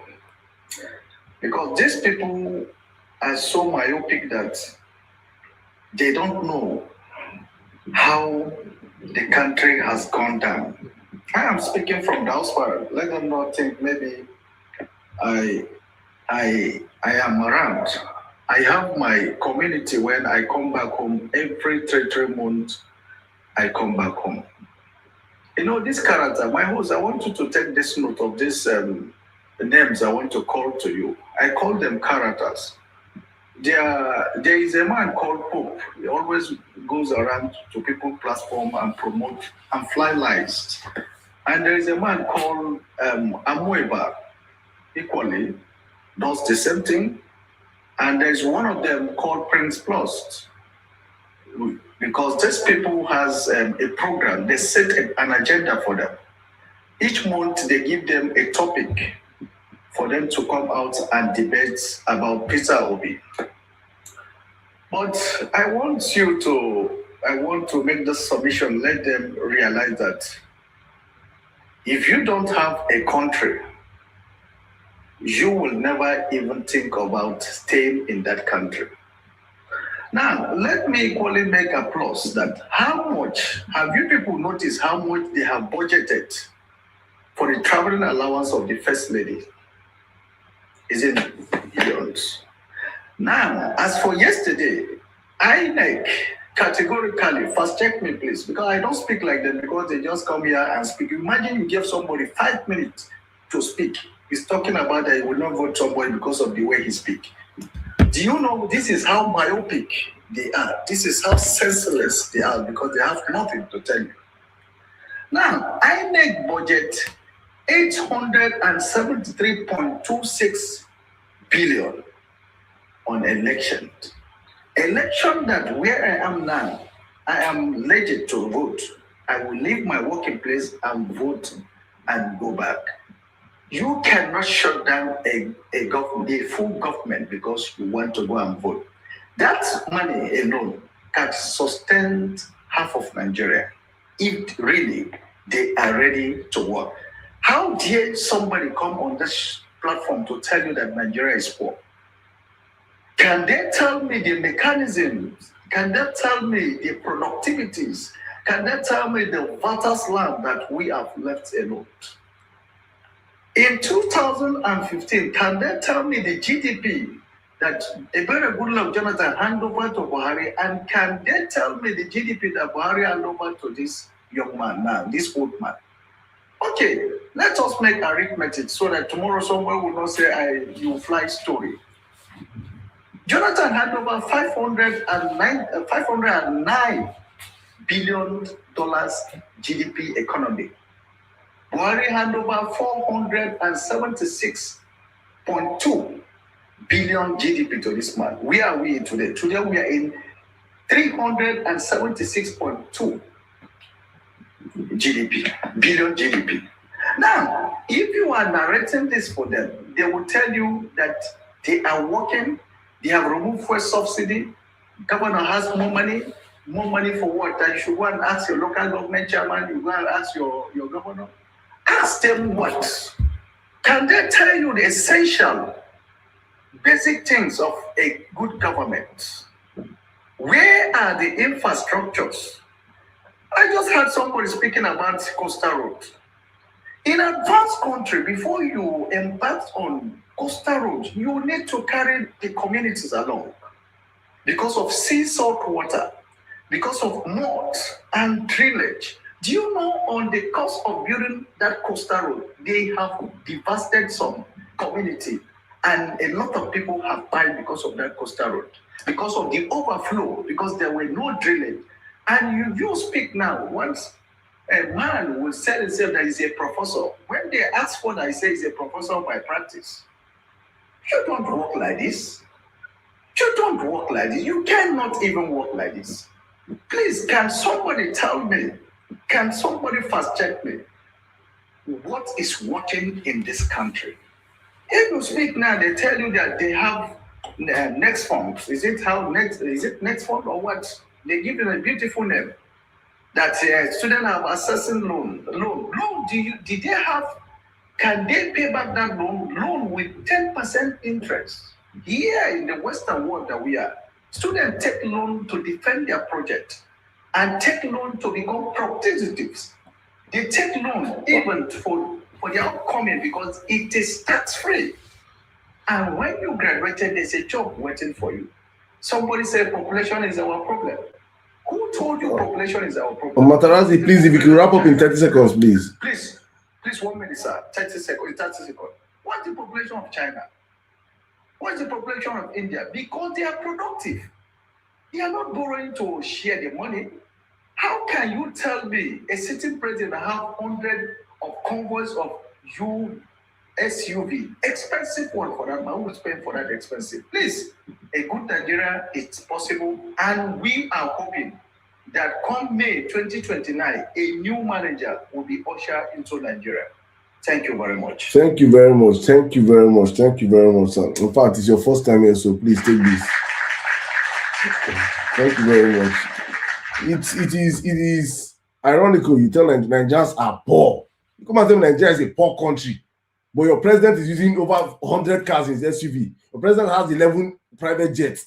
Nigeria is a poor country. His wife is using over 100 cars in her convoy. Nigeria is a poor country. His son is using over 50 cars in his convoy with security up and down. What kind of, how are they reasoning for this APC? but Nigeria is a poor country. How do people do this thing in this? How do people think in this APC camp? I beg. How can a poor country be present in Canada that makes Bombardier and the rest? The president don't get private jets. Canada, when they create this one that they use, they don't get them. For your country, you use 11. I've been at 13 or so, private jets, we park, presidential fleet. But Nigeria is a poor country. It's 15, please, sir. 15. Okay, 15. But Nigeria is a poor country. How do people explain this thing? You wear Rolex. You carry Rolex, come. You carry Rolex, come. Wear diamond chain. Wear bling bling everywhere on your body. Wear Gucci. Wear Fendi. Wear Louis Vuitton. Come meet person. The person they say, please, I beg, I dey hungry. I'm hungry. You're mad. You're mad. You don't get something's upstairs. You don't lose. How can you wear Rolex, wear all these things, and you're saying you're complaining that you're broke? Can't you people say people don't think in APC? Haba. But Nigeria is a poor country. Oh, God help people in that APC party. I don't know how people do it, I swear. God help people. Please, Noel 73, please, you have a life in 5 minutes, please.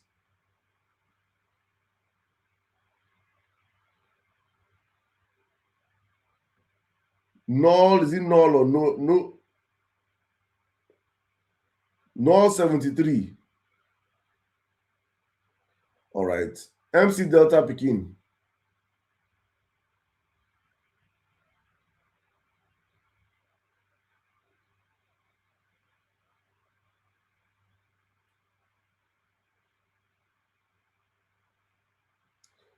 Okay. Boardman, are you there? Sorry, please. Queen K.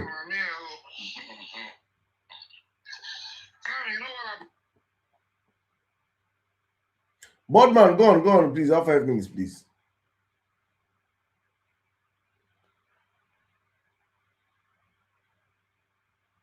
You actually grew up not knowing that Nigeria had a life before Bola Tinubu.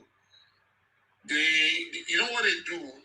When these people come online, they tell us things that as if we didn't have a life before Bola Tinubu. I'm talking about those of us that grew up in Lagos. I'm not talking about all these people that come from. I'm going to use the Yoruba language. These people that come from Owonu, like those people that come from Ogbomoso or your states, all those people. We grew up in Lagos. We had a life. You know what they call proper life? Proper life that they were putting milk in front of our door before we wake up. That was the life we had in Nigeria.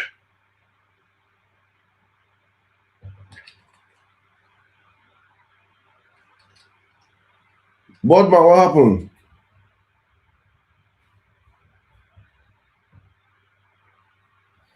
All right, meanwhile, let me just take this and say, please, guys, let's keep the power tapping going on. And also, please, for those joining us for the first time, we are always here at 10 p.m. Nigerian time, every weekday, Monday through Wednesdays. And on Thursdays, we have the violence space, which is by 8 p.m. Nigerian time. We start a little bit more early. But if you love the conversation you're having here, you're hearing here from Nigerians, you can always join us tomorrow, 10 p.m. Nigerian time. Let me bring in the lady right now. Queen K, can you hear me? Yes, I'm here. I'm here. Thank you very much. I greet everybody. And I actually wanted to... Okay, thank God the Omo Egba is there. So I wanted to refer to one of the things he said before I say anything. He made mention of saying he's appealing to Nigerians to vote for Tinubu, and he was talking about things that are not, he was talking about criterias that should not even be considered when you're talking about a leader. Talking about if you don't like him because he's short, and there's something APC supporters always say every time they are referring to Peter Obi supporters. They always say, if you want to vote your tribesmen, I need you to understand that Peter Obi has supporters across the entire 36 states of Nigeria. So every time you are tagging him to just saying if you want to vote your tribesman, you have to think again. Like, you need to expand your thinking capacity. You need to expand how you look at things. This man is representing the entire 36 states, and it's okay. I don't ever go to any platform where I see APC supporters and I'm, encouraging them to vote for Peter Obi. No. Vote who you want to vote. Vote your Tinubu in peace. You and your family vote for Tinubu. I am very okay with that. As a matter of fact, I respect that a lot. But you see, Peter Obi supporters, we are not even contemplating it. How do you want to vote for a man that categorically told you that if he fails to give you electricity, that you're not voting for another tenure? Like, how foolish, how stupid can we be to now vote for him? Doesn't even make any sense. The man himself said, don't vote for me if I don't deliver. Let's think about that. He said, don't vote for me, but you better, like, it's okay, vote for him. But the rest of us that heard him clearly, that are following exactly what he did, that are following exactly the results we've seen, beginning from the time that APC has emerged, beginning from Buhari's tenure. Because you cannot count Tinubu's tenure and count and put aside Buhari's tenure. No, they're all the same. He said it with his mouth. He said he is Buhari, Buhari is him. So how are you coming to defend him from what he said? Does it even, like, let make it make sense to me? Make it make sense to me. These are the things he said. Like, we're doing exactly what he said. We're not voting him again because he did not deliver. It's as simple as that. Anybody that comes in and doesn't deliver, we get them out of office. They are there to serve us. We're not doing a family business. This is not a family empire. Every time you talk about his achievements, you always mention Lagos State. Lagos is not a country. Lagos is part of the system. We have other 35 states in Nigeria, mind you. But every time we talk about Lagos, it's almost as if he's trying to count Lagos out of Nigeria. Like, he's trying to colonize Lagos. He already colonized Lagos, as a matter of fact. And he's trying to make Lagos his own personal country that he created. He's trying to build like this thing, this imaginary whatever you guys are seeing that every other person don't see. And you're counting out Fashola, Ambode, and other people that even ruled before him in Lagos State, and forgetting that Lagos was Nigeria's capital. Like, how do we throw all of those success away and just accord it to one man, one fraud of a man? Does it make sense? Make it make sense to me. We're not voting for Tinubu. We are not. There's nothing you can say. It's okay. Just come on the platform, say whatever you want to say. Give us the imaginary, projects that he's doing that only you have been experiencing and be benefiting from. Okay, it's okay. I understand that you and a few other people who are supporting him benefit from him, and that is fine. But we want a system that is going to work for everybody, a system that is going to consider the entire Nigeria and not those that decide to bow down to the power in charge. That's not the kind of system that we want to run. This is not a cartel. Nigeria is a country with over 200 million people. You cannot pocket it. You can't pocket us. And we decide what will happen. We decide who will sit there. We decide who will work for us. It's high time these guys start knowing that they work for us. Okay, their family can look at Sheyi following him up and down like that one is. I don't even understand what is going on in Nigeria anymore. Nigeria has become a caricature. Nigeria has become a joke, a complete joke under APC. See the likes of Akpabio and Wike. These are talks. Look at hear them talk. Look at how they address Nigerians. No single regard for the people that you govern. Does it make sense? You have no respect for the people who you are using their wealth to enrich yourself. This wealth that belongs to the entire country. Some people are suffering. Children are dying. No security. Just give us, if you had actually worked from the start, we probably would have even overlooked your forgery. We would have overlooked your fraud lifestyle and the fact that you have no history. If you had entered office and you've been delivering, Nigerians will probably just, okay, let's just consider him. Security. You're talking about development. Security. You're talking about power, electricity. We don't have any of that. Just give us these three things: good road, security, and power supply. Those three things will drive investors. We have the population, we have the numbers to drive anybody into Nigeria. Everybody wants to come and eat from the national cake in Nigeria. The population is what sells. That is why nobody, even as worse as Nigeria is, everybody's still coming in. They're still coming in Nigeria. Yes, because they want to have a share of that. But look at it. Imagine what would have happened if we had these three things. We will be a driving force. Look at China, for instance. They keep taking us backward and backward and backward. We are done with that. Like, we can't keep going back. We keep counting. I'm tired of hearing people talking about, oh, then Nigeria used to be $1 to $1 naira. I am sick of it. I need to see the reality. I need it to happen again in my time. We are tired of it. If we don't fight this fight right now, we will be so ashamed to face our children, our next generation. How are we going to explain ourselves? The way every time I talk, I will even call my mom. I'll be like, it's your generation that destroyed this country. It's not your generation. I address people that are older like that. And I tell them facts to their face. So I don't want the younger generation to address me that way. I want to make sure I do my part. I want to make sure I fight to the last. And we are going to fight it no matter what Tinubu comes with. We don't care. I was on a platform and people kept asking, they are disguised APC supporters. They kept asking, oh, how are you going to defend the vote? Then let Peter Obi tell us what he's going to do to protect our vote. And I keep telling them, I said, look, I'm going to tell them, look, Peter Obi is one man. If you're talking about who will defend your vote, you're not even a Peter Obi supporter. Because as you're coming out to vote, you have to beat your chest and prepare yourself to defend your vote. You can't stand under the sun, under the rain, and all of that waka waka, and you will sit down there, somebody will come and get the ballot box. You must be drunk. All your effort to waste. No way. Nigerians are going to defend their vote. And nothing like court too.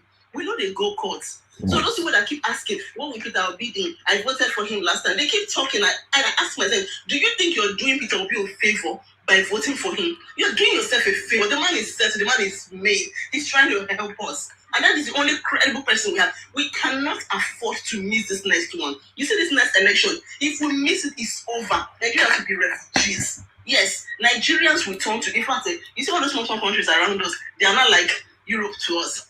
They are not calling themselves foreigners, they're calling Nigerians foreign. Imagine where Africans, Ghana, to all these small countries, they are referring to Nigerians as foreigners. Which day? Can you imagine calling somebody who is living in Ghana that he went to abroad? Oh, she's abroad. Nobody says that when I was young. Those people were not considered, those places were not considered abroad.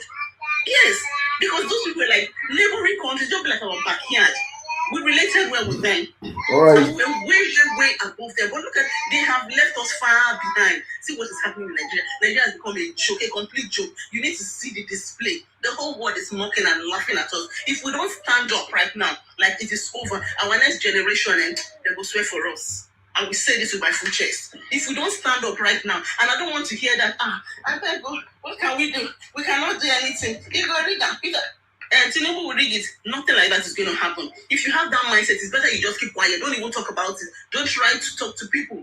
Keep it to yourself. And just know that your next generation will question you. And that's exactly what our parents did. Our parents failed us. A lot of our parents, let me not say all, a lot of our parents failed us. If they had stood their ground during those times to fight corruption, it will not be like this. We will not be facing what we are facing. Up to tomorrow, people are still saying up paper. What does that mean? What will be up paper? I beg, explain it to me. Up till now, we're still fighting the same cause. Now you don't even worse. It keeps getting worse. It's like something that keeps getting decayed, and very soon there will be nothing to do with it. No, we cannot continue like this. We are done. Thank you. Tinubu is going out. He is going back to his family to go and be a grandpa, to go and mentor his grandchildren. Let him go and do whatever he wants. His children and his supporters, let him lord over them. We are very okay with him, but we don't need him to rule us. No way, hell no. When we have capable, intelligent, smart people in Nigeria, have you seen the likes of Ngozi? Oh my goodness, we cannot be having people like Akpabio and Wike. That when you hear Wike talk, like I'm disappointed. I'm like, God, where are we going? You see this one? Is this one not just Agberu? Like this one is just a talk. I grew up in Lagos. I was born and raised in Lagos. I know what Lagos is all about. If you're talking about Tinubu did shit, he did not do jack. Tinubu only colonized Lagos all over the place. Lagos is just like, Lagos is a dustbin. Everywhere you pass in Lagos, they smell. Can you hear me, please? It's like bad water. Quinke, can you hear me? I can hear you. Don't use my paper. No, honestly, I wish, please, becoming earlier. You made a whole lot of sense. I would have allowed you to go on, but I have to end this space. And we have to end the space, right? So I want everybody to contribute. So please, thank you very much. Thank you. You have said I think I might have to find a way to cut this your submission. I think the whole Nigeria needs to listen to it. But thank you very much. Thank you. Thank you very much. Wonderfully said. Thank you so much for having me. Thank you. Brown Girl Chi. Brown Girl Chi, can you hear me? Good evening. Sirdam. Thank you. I've been jumping in and out because Yeah. of things to attend to. Can you hear me? Yeah, I can hear you. You're audible. Please go on. Look, who be this guy? So you think you're the only Yoruba person? Maybe you're not even Yoruba self. You're not man enough. I'm very sorry for you. You know, I told you something on the chat group. I said to you, your children, your grandchildren, your great grand, your generation. Madam, don't call my children, okay? Talk to me. Talk to me. Talk to me. Please, brown girl, please. I will call your children. Brown girl, please. No, my please. Brown girl, please. Brown girl, please don't do that on my platform. I beg you, please. Just let's go straight. I don't want here to be because they will hold you accountable. Please, can we just keep the submission on our conversation? I'm just being. Please. I'm sorry that it turned out like you shouldn't be rowdy when you're making your submission. I didn't say anything, but you fail to understand that the people are bleeding. We are all bleeding. Your family people are bleeding. If maybe you're enjoying certain privileges from this ruling government, think about it. If a guy comes into a country that's already, and this guy, by all standards, made promises and told us to hold him accountable if he doesn't deliver, and he's making a U-turn. Are you seeing the trend? And you say Nigeria, our economy is poor. We have what it takes. We have everything. We have the solid minerals. We have the agriculture. We have everything. So it takes a leader with the right team put together. Just like he claims he has stabilized Naira, I give it to him, he has stabilized Naira. Let him move forward and do other things. Agriculture is one of the areas he promised. Just go to his promises, campaign promises, and you see, it's so easy. Google the thing. It's all over the internet. How many has he been able to deliver? We're saying he hasn't delivered, and that we don't need him. He shouldn't force himself on us. Okay, that's what we're saying. But if you cannot see what he has done wrong, millions of Nigerians, the majority of Nigerians, have not seen what he's done. The poverty has become so loud. The kidnapping has become so loud. The banditry is becoming so much. You people are saying people should go back to their states. To go and do what? Farm. When the farmlands have been taken over by banditry, by kidnappers. Are you for real? People are scared to even farm in their gardens. People who are going to school within the city, they took them away. Kidnapped them for how many days? So please, let's be honest. If you're playing tribal bigotry, then all of us should be voting for him and saying that he's our own person. I will never stand for what is not right. I voted for Buhari and I regretted it. Because I thought he was coming to sanitize Nigeria and the way they did with Diabo. Right? But when that guy came, it didn't take a while for me to regret what I did. And I said to myself, this will never happen. All right? I have never voted, but I voted that year. And I voted in 2023. And I knew that my principal won. We're not voting B2B because he's a Yoruba man. No.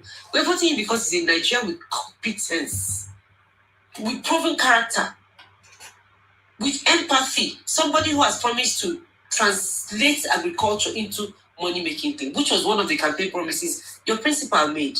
That was going to turn agriculture around. He didn't. Rather, what we see is banditry. Okay? So we're looking at the ability to be able to produce and export. You're telling us they're building infrastructures all over Lagos. Where did you see that? Is it your government, APC, building those things? Let me tell you. I think you're just being very, you're not being realistic. Maybe you're benefiting in one way or the other. My submission here, I just want to tell you, every one of us here, right? We have to vote and we have to vote right and defend our votes. Because we know that anyone who stands against Jagaban and APC, they go after him. But we will not let that slide. We will not let it. We will defend our vote, even with our blood this time. Bring, whatever you call it. What's that called? That's Oro. Bring it. Bring it on. Then you see, the judges are ready. Nobody goes to court this time around. We'll stay and defend our vote to the latter. If you like, bring all the Egungu or whatever you call it. So please, let's be realistic. Bola Tinubu has failed us.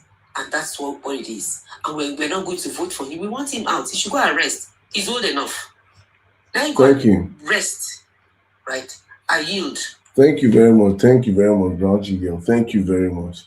All right, let's pass the mic real quick to and oh my God, you see what people don't understand. Courtesy is very, very important, right? You are on the timeline insulting, even insulting me myself that gave you the mic to speak. But just the moment she come out now to throw you small, you don't decry. You know what hear with your ears. It has to be. You people cannot take this what it takes. You see? No, but children now, children. What is my children? There's some there's some people don't. No, some people don't have some people don't have a red line. You insult them, they can insult your father, your mother, your children, your grandchildren. They don't care. Insult is insult, right? So for you might have a line you draw across, but the moment you are someone that just a few seconds, I was not cursing your children. I was saying your stand today would affect your generations of born. That's what I said, and it's true. Madam Tinubu is coming back. Sure. You'll be re-elected. You can make all the noise you like. That's your point. That's your business. Please, sir, please. I just had to point that out because you people can dish, you cannot take, right? You just learn to also tolerate what you will give. As human beings, it's very, very simple. Also, let me just announce this, please, for those that are P2B supporters and you, in fact, if you're an Nigeria of goodwill that wants to take away this criminal government out of power, there's actually an app, and that's why I've seen the ingenuity of Nigerians that are ready for this 2027. Tinubu don't know what is coming for him. APC don't know what is coming towards them. They don't know what is coming. They don't know how prepared Nigerians are preparing for them. They think it's online.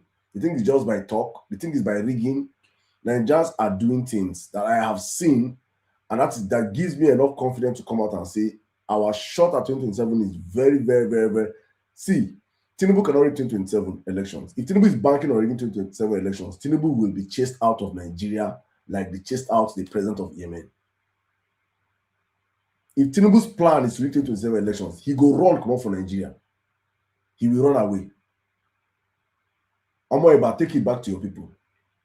If your plan is to win election fair and square, then let us see the votes that will count. But if it is to steal Nigeria's elections, 2027, Tinubu will run away from Nigeria. You know fit triumph. Nigerians are working. You will see it happen. You remember I heard it on my platform first. Nigerians are doing great things. So I just want to tell you guys about the app. If you are an NPC person, you can even try to enter the app and you see millions of Nigerians already on the app. It is called the Smart Ballot app. Millions of Nigerians are currently on the app.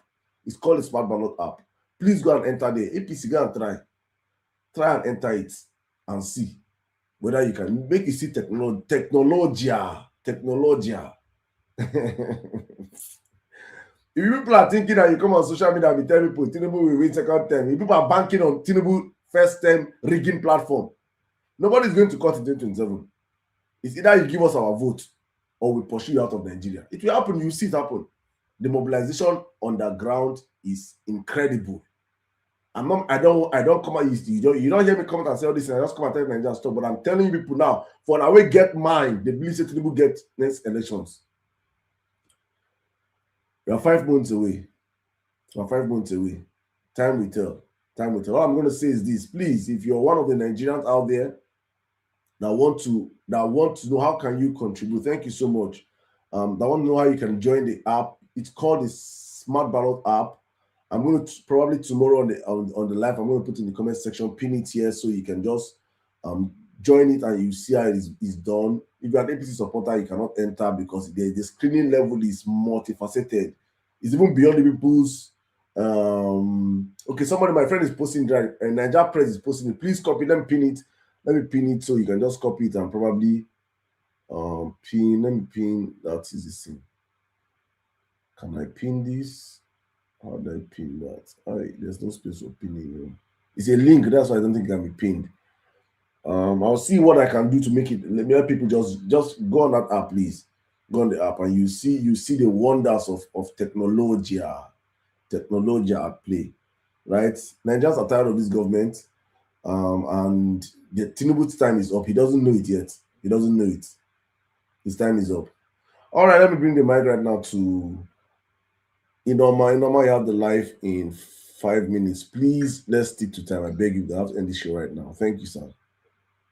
All right, thank you very much. Thank you so much. Welcome, sir. I really appreciate my question, but don't be upset. Let me ask one question. I just want to ask, because I'm a diehard, I'm a chronic follower of yours. Even though I'm working, I'm based in Canada. I've told you several times. I take my time. Even sometimes my children will bring my phone. This guy have started to, all of us start laughing inside house. So I have a question for you. Why is it that, and you may have a reason, you allow APC to come to your platform sometimes to talk and post? That's one. So, because, yes, I've done a lot of research, and I have a lot of friends who are in government from northern part of the country and from south. So, so many of them are here now, presently, and after the matter of, Bezo do all sorts of shit in Nigeria, they will bring the money to the Western environment to invest. So please. They will bring their money to the Western world to come and invest it here.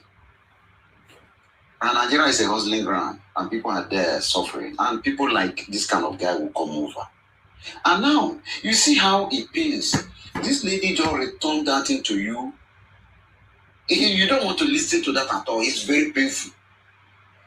But the little coins these people are giving to you, if you don't know, even though you don't want to listen to that lady, if you want to benefit, collect money from APC to feed any of your younger ones, I might not raise any cause on your children, because those people are innocent people. They don't know how the father is making the money. My brother, disease from that thing, it might affect that generation. Now, in my town, a lady was attacked about 3 days ago with her children inside farm. And who are those people? A particular ethnic group that have been disturbing the whole federation. And how that woman's life was being saved, because we, the guys who are in Western world, taking care of our community, but we have government. Because we bought drones that we are using monitoring all the 4 cardinal points of my town, both their bush and everywhere. Night duty will be the hall. Their instrument is there watching everything. I decided to keep the name of my town in South anonymous, because nothing good that APC would like to listen or hear. It's a demon of that party. That woman, immediately the attack, they started coming over that woman. Guys who is in control room, discover her, the vigilante enter immediately. This is a situation that Nigeria have deteriorated to. I have many friends, all of us came to North America here for many years ago. So many of them have already went back to their country. Where am I going to? And this doesn't even bother you guys at all. Do you want to eat today and eat yourself tomorrow? And what are they giving you guys? About 80 years ago, 17, 80 years ago, before I left the University of Nigeria, my 4th degree, before you come back from school, it's not too far now. It's not, this thing now is not that I'm talking about 1970 something, just about 70 years ago. The porter will call you. I stayed at Juku Hall, UNEC, Enugu campus of UNM. Come and pick your best friend who is dry already. They have ironed it. And when we are doing politics in school then, going to Soka campus, there's a PTA bus, Petroleum Trust Fund. As far as you show your ID card, University of Nigeria student, you are free anywhere you are going to. So my state, where I came from, they still pay us bursary. The governor will write to us then, send your bursary, because I was my state chairman, all the students for my state in University of Nigeria, I was the president. Send the list. What is going on? It's just 70 years ago. I served in Castina. It's even then everybody is hungry to go and serve him not. Can you dare that now today? Many guys I have known in North have ended their life in this battle of one particular tribe in Nigeria. And it's like everybody run their dinner. Look at, I was watching somebody scam. my brother, I appealing to everybody. All right. Because we have talked. Please, that question I asked. Yeah. Let me answer. If information is very, very powerful. Yeah, thank you. My first daughter was asking me this question. So why this guy is allowing them to come to his platform to talk? Let me. Thank you very much. Thank you very much, sir. So let me probably, for the sake of your first daughter, she can get to hear this. That in political conversations there are divergent views, and in a country like ours, we have different people speaking. So I open my life for every Nigerian to speak. So that tomorrow, when they tell her Bola Ahmed Tinubu and Peter Obi, or Bola Ahmed Tinubu and this or that, she can be able to say, I was on the live listening to Bola Ahmed Tinubu supporters and they sounded like fools or dumb people, or they were sounding like smart people or wise people. She can make inference to herself, right? Not being on a platform and she's only listening to Peter Obi people. She never gets to hear the other side speak. And she goes on the street and she hears them speak. So it is very important for me that I allow this life continue the way it is going, and I'm enjoying it the way it is. Many people are enjoying the way it is. I've always expressed myself saying, you must come here and you listen, right? So when you come up here, and I say it all the time when they speak, I don't even know who is coming to speak most times. I don't know. The first day came on my life, I didn't know if you're a Tinubu supporter. If I had known, if I had looked at you and said, let me check if this guy is a Tinubu supporter, you wouldn't have spoken on this live. So I open up my life to every Tom, Dick, and Harry to come and speak. And if you open up your mic and you start supporting Tinubu on my life, I won't tell you to go down. No. Express yourself. Tell Nigerians why Tinubu deserves a second term. Somebody came up here and told you that you can choose not to vote somebody because he's short, or because of the way he sounds, or because of the way he speaks. Not because he's competent, he has the character or anything. So it is important we continue to allow this conversation, especially in this electoral season. You have to shift the wheat from the grain, the sheep from the wolf. It is a period of, how do I put it now? It's a period of separation. You will see it for yourself. I don't come and tell you that Tinubu supporters are this. I can spend on and say Tinubu supporters are mad, Tinubu supporters are dumb. No. They will come and speak and you hear it for themselves. Then you can make your influence on yourself. So that's just why I allow them to come up on the live. And for me, I think it is more productive that way. So nobody said, and it's a democracy. Democracy is not authoritarian, right? It's a democracy. Everybody have a chance to support who they want to support. And especially also for not just for your daughter, for the people that are currently sitting on the fence, for the young Nigerians that go on their lives and listen to them speak and hear them say what they say. When they come to lives like this, where we have intellectual conversations, they get exposed. That's why I allow them on my life, sir. And I hope that clears it up. So please visit them tomorrow. It's okay. I think your point is very clear to me. And I appreciate, keep it up, and all of us will keep on supporting. Thank you. I would like to join that app. Please, I don't know if you can help me forward it, educate me how to join. So okay. Hopefully, I think I should be around in the country by that time. So thank you. Very much. Just send me a DM on TikTok now, so I don't forget. Because I'll do that okay. Right. Thank you very much. Also, anybody that needs to be on the Smart Ballot app, please send me a DM on TikTok. I will. If I don't attend to you today, I'll attend to you maybe tomorrow or next. Right? Thank you so much. All right, now with that, guys, let me bring in my sister Blossy. Meanwhile, thank you so much, all of you that have contributed tonight with your likes, your gifts, and everything. Thank you so much. I think that's the reason why this platform is still going on. I see every one of you from X to YouTube to Facebook. We are doing good numbers tonight. Thank you so much, guys. Tomorrow we'll be back 10 p.m. same time Nigerian time. Please let me come to you now, Blossy. Blossy, you have live in 5 minutes, please. Thank you. Welcome. Thank you, Sirdam. Can you hear me? Yeah, loud and clear. Go on, shoot. Thank you so much. I just want to, highlight something that is very, very concerning, especially how we have people now coming from the APC camp saying words like, oh, poor people should not be having children. And there is something that they forget in this life, that even the richest people on earth can actually become poor tomorrow. You understand? And that is life. So when somebody sit down and say poor people should not be having children, you are actually, heaping fire and brimstone upon your own children, because you don't know that you're actually cursing them because they might be poor tomorrow. And then you are here because you're supporting an evil government, and a government that has failed, a government that their approval rating right now is 30% and falling, a government that is holding our country in a chokehold, with 140 million Nigerians having nothing and living in multidimensional poverty. Now you sit down, they say make people just sit down, make them not procreate. But you weren't born. You need to have a bit of humanity, a bit of that human spirit to understand that, this has got nothing to do with tribes. Because one thing I know and I've come to learn is that many APC supporters are extreme toxic tribal bigots. And they think that, you just want to go and vote for me because it's for a play. No. If that's the case, then everybody with the APC is supposed to only be Yoruba man. But that's not the case. If that's the case, then only Igbo should be supporting Peter Obi. But that's not the case. We have genuine Nigerians, real Nigerians who are concerned about the deteriorating state of our country, calling you demons out. You've been in power for the past 12 years and you've done absolutely nothing but shit. Only embezzlement and corruption. That's all you're rooted in. Anybody can do any demonic thing in Nigeria now. As long as you just raise up your hand and say the APC, your sins are forgiven. What kind of party will that be? You guys remind me of that bird called cuckoo bird. Yeah?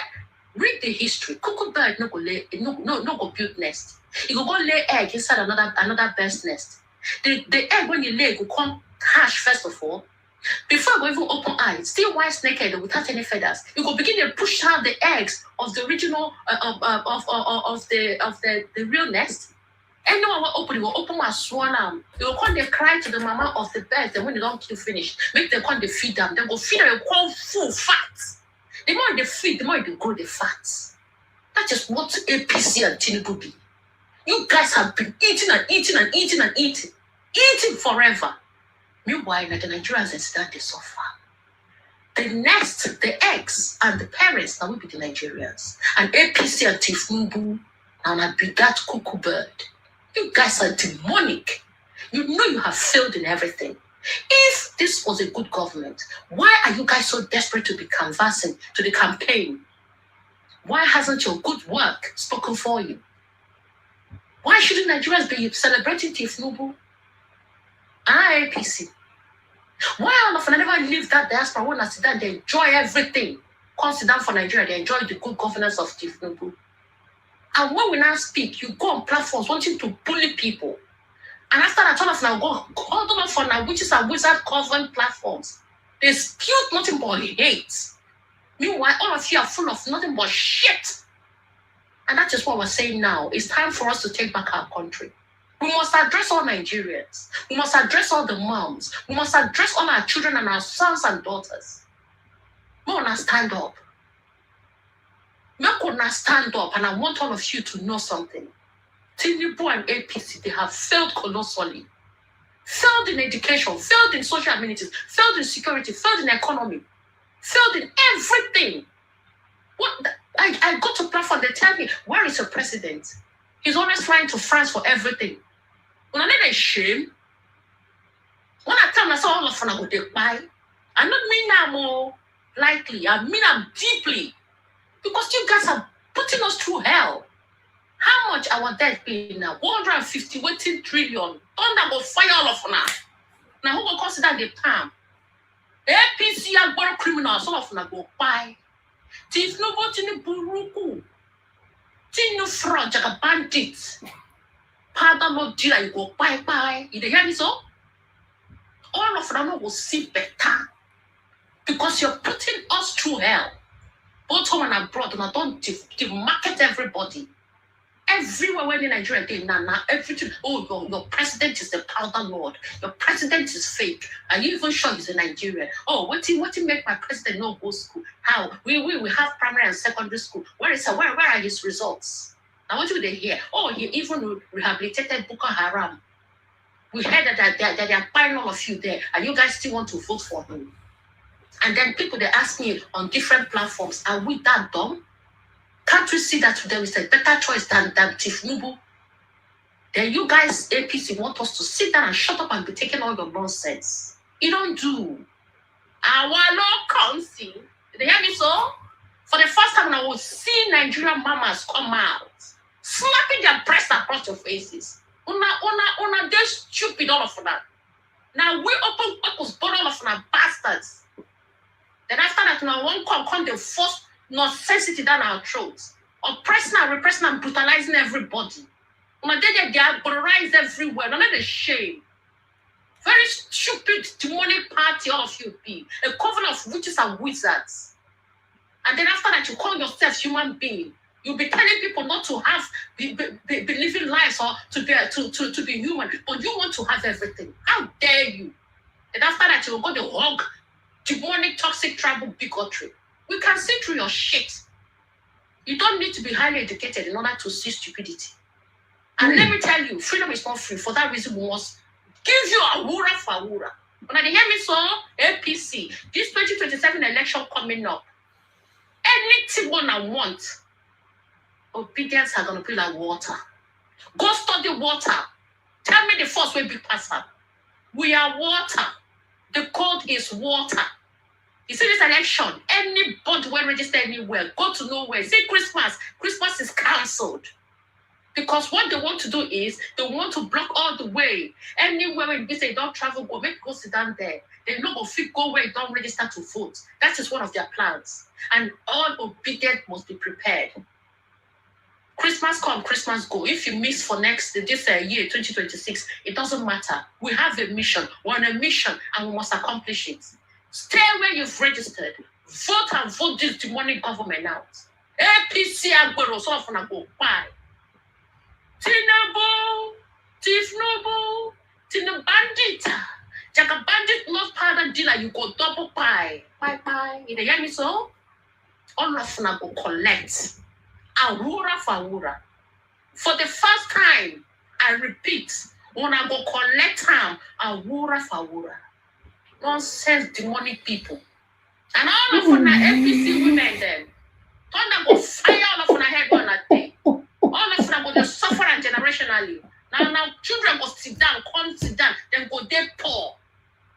Go about deceiving Nigerians that they don't have anything. That 140 million of us, are not reachable. You hear me so? The government must change. We have a principal in the person of Sir Gregory Peter Obi, and he's our leader, and he's going to show good governance. Since you guys don't know how to do anything, then fuck off. Thank you very much, folks. Sorry for being rude, but I have to say.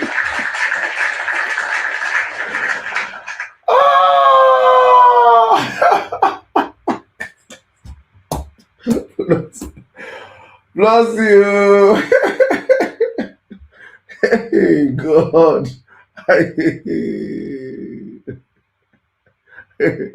Bless you. Bless you. I want to ask a question, I think. No, miss. I think. I want to ask a question, please. Can you hear me, please? Please, I can hear you did. Do you practice? Do you practice your submission before you come online? No, I always speak from the mind, because these guys are the truth of the matter is, I don't practice anything. I say it from my heart. It just comes from the heart. I don't ever have the time to practice at all. God bless you. God bless you. God bless you. The way you say it as real as it is, then when you're wrapping up the submission, the way you bring in the humor and everything to it is just classic, man. Thank you so much. Thank you so much. We need more of your voices out there. Thank you so much. I'm gonna have to clip this. I'm gonna have to clip your submission, clip Queen K submission. Tonight, all the ladies have been so amazing tonight. God bless you guys. I always say this, that the energy of our country, the soul of our country is in the hearts of our women, right? And I'm happy, and I hope more women will listen to you guys and be energized to come up and speak, because there's something you guys voice do to the people. If you guys can be so bold enough. You guys can be so eloquent. You guys can express yourself from your inner side the way it is. So many men, you just weaken so many men, and every man will see, man, we have to do these things. So thank you so much, my sister. Thank you. I can't even say anything more. You have wrapped this show for me tonight, Day. This is like the best way to wrap up the Emir Sirdam show tonight. Thank you to all of you that have come out tonight. Please, we'll be back again tomorrow by 10 p.m. Nigerian time. It's been a wonderful show tonight, wonderful conversations across the aisle, for both for those that are for speaking for the government and those that are against the government. I think we'll try to elevate the conversation beyond just surface conversation going in tomorrow. Hopefully by tomorrow also is a very special day because I think I'll be having guests tomorrow. We'll be talking about state capture. So in case you've heard the word state capture and you don't understand what state capture is all about, or you know people, or you have more insight on the term state capture, please tomorrow we want to have people share with us. Tomorrow we'll be out here talking about state capture in real time. And we're using the context of where we are tonight in our country currently, right? So thank you to all of you that have joined us. I see every one of you from Facebook, from YouTube, my people from X video. Thank you so much, all of you that came out tonight. Join us again tomorrow if you enjoyed what you heard tonight, 10 p.m. My people on TikTok, God bless every one of you that have contributed today with your likes, with your gifts, with your comments, with your shares, with your reposting. Every one of you that with your submission, wonderful submission. I got educated here tonight. Please don't forget to join the Smart Ballot app if you are pro the government. I see a whole lot of you requesting for the mic. I can't even count the numbers. You guys are, oh my goodness, brown vibes. Please, I beg you. CJ Fred, OC Best, Reverend Benjamin, Obek, Southeast Leader, Dodo Manana, King Abdul, Matt, Cruz Monte. I plead with you guys. I see your request, but please, I have to go now. I cannot hold this mic any longer than now. I'll be in trouble. Please, thank you so much, all of you that have come out. God bless you all. I will see you guys tomorrow, same station, same time. Have a great weekend. Have a great night, and a great week ahead. God bless you guys. Good night. Thank you. Bye. Good night. Woo! Aura for Aura. I heard things tonight. Thank you guys. Good night. Oh, geez.